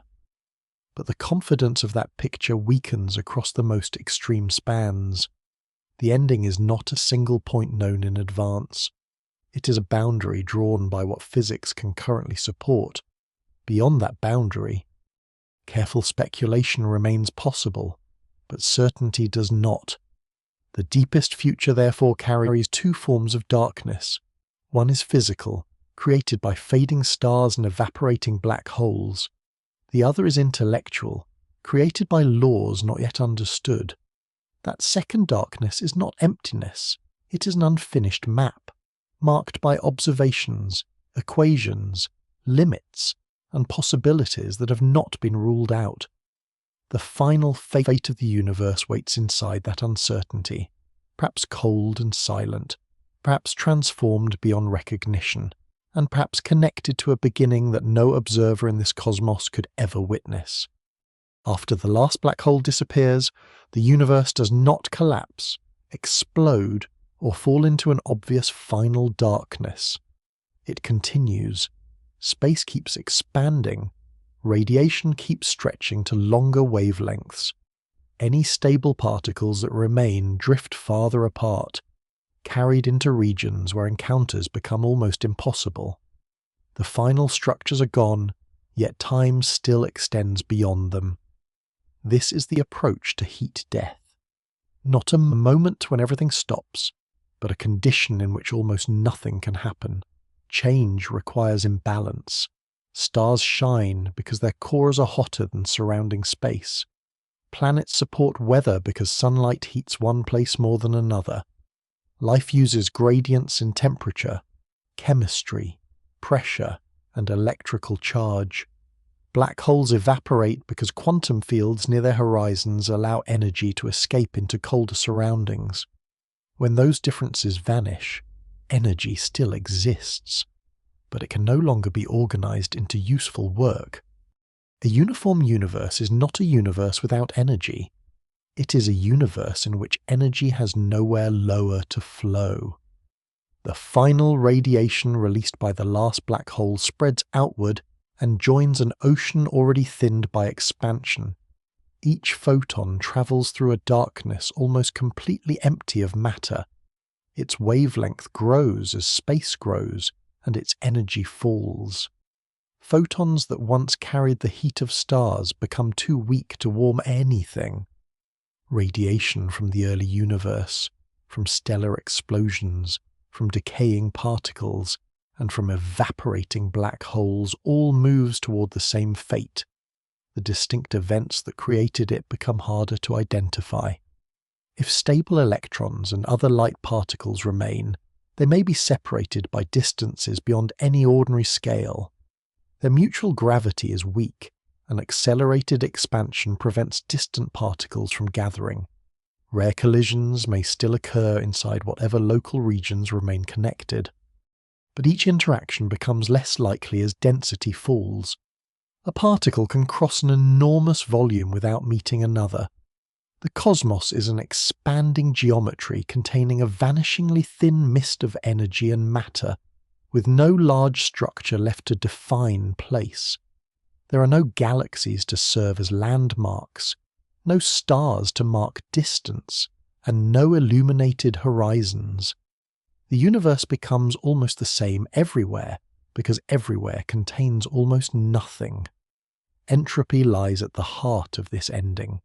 It is often described as disorder, but that word captures only part of its meaning.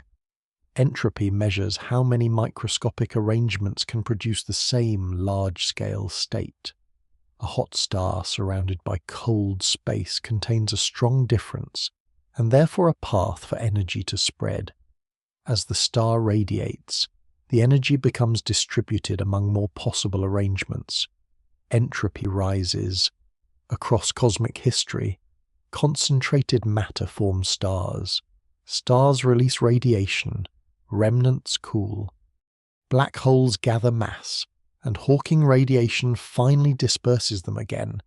Each stage creates temporary structure while increasing the number of ways energy can be arranged. The final state has extremely high entropy, because energy is spread so widely that no particular organization is favored. The universe has not become messy in a visible way. It has become too uniform for complexity to renew itself. Time remains part of your equations, but its physical meaning grows faint. A clock requires a repeating process or a sequence of changes. An orbit can count years. An atom can define a frequency. A cooling object can mark a direction from hotter to colder. In the near equilibrium future, such clocks become difficult to build and impossible to sustain. Particles may still move, fields may still fluctuate, and quantum events may still occur. Yet the universe offers fewer records distinguishing one age from another. Time does not literally vanish from physics. But the arrow of time loses the dramatic expression it once had. There is little decay left to measure, little structure left to erode, and little free energy left to create memory. Without memory, change cannot be compared. Without comparison, duration becomes an abstraction rather than an experience. Even this final quiet may not be perfect. Quantum theory allows fluctuations. In an equilibrium state, small temporary variations can appear, though their probability falls sharply as their complexity increases. A few particles might gather by chance before separating again. Over unlimited time, extremely improbable configurations become subjects of speculation. Some ideas imagine brief structures, isolated observers, or new inflating regions arising from fluctuations. These possibilities are controversial because they depend on how probability, infinity, and cosmology are interpreted. A mathematical possibility is not necessarily a physical event that should be expected. The safest conclusion remains restrained. The late universe is not guaranteed to be absolutely motionless, but any remaining activity is likely to be rare, small, and unable to rebuild the organized cosmos of stars and galaxies. The future may also contain limits that current language cannot hold. If dark energy is truly constant, each isolated region approaches a horizon with a faint associated temperature. Empty space itself is not perfectly cold from the viewpoint of an observer confined within that region. This horizon radiation may establish a final thermal background, preventing the temperature from reaching absolute zero. The universe then approaches equilibrium with the properties of its own accelerating expansion. Yet under the simplest picture, the final cosmos is suspended near an extraordinarily low but non-zero temperature set by the horizon of expanding space-time. No machine can extract endless work from a single uniform bath without a colder destination. Heat cannot be converted into sustained activity. Any final civilization would eventually confront this boundary. It might store energy, slow thought, reduce waste, and wait through immense intervals. It might use black holes as batteries and cold space as a sink for computation. But after the last reservoirs are consumed and the environment reaches equilibrium, no strategy can maintain an unlimited sequence of distinct experiences. Intelligence depends on physical change, and physical change produces entropy. The final mind, if any exists, cannot negotiate an exception from thermodynamics. Its last thought may not occur at a predictable date. Activity could become slower and more fragmented until the distinction between survival and suspension loses meaning. Then the stored pattern fails. The final gradient is spent, and no system remains to remember that the universe was ever bright. This loss of memory is quieter than destruction. A supernova leaves expanding debris. A collision leaves waves. A civilization may leave ruins. Heat death leaves no durable witness because durability itself depends on structure, and structure eventually decays or becomes inaccessible. The universe retains traces only as diffuse correlations within radiation and fields, too scattered to gather into a story. The first stars, the formation of planets, the emergence of life, the rise of thought, and the long reign of black holes all belong to the same physical history.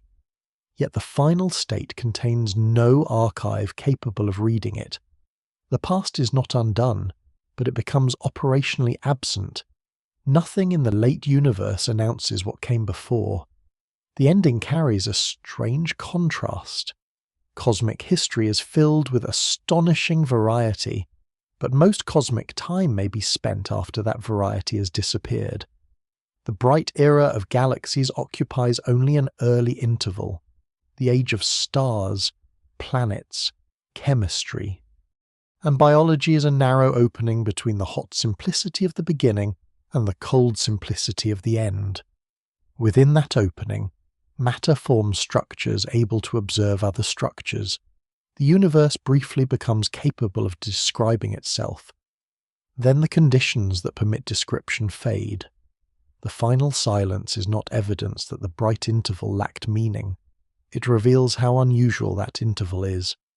Complexity does not need to last forever in order to be real. A star does not become insignificant because it cools. A living world does not lose its history because its oceans vanish. A thought does not become empty because no future mind remembers it. The universe offers permanence to almost nothing, yet temporary forms still shape everything that follows. Far beyond the last light, expansion continues without destination. No edge approaches, no external darkness waits beyond space. Distances simply grow. Radiation weakens, and events become rarer. The final state is not a closing door, but a corridor that lengthens without end. There may be no final second, no last location, and no universal moment when existence formally concludes. There is only an approach towards stillness, closer and closer, across durations that cease to have practical meaning. Nothing dramatic remains to mark the passage. The universe becomes quiet, and then quieter, while time extends into a future almost indistinguishable from itself. In that final calm, the long journey from fire to darkness reaches its widest horizon. The cosmos does not end with a sound. It does not end with a witness. It becomes an endless field of fading differences, until change is so rare that silence is no longer an interval between events. Silence is the state that remains,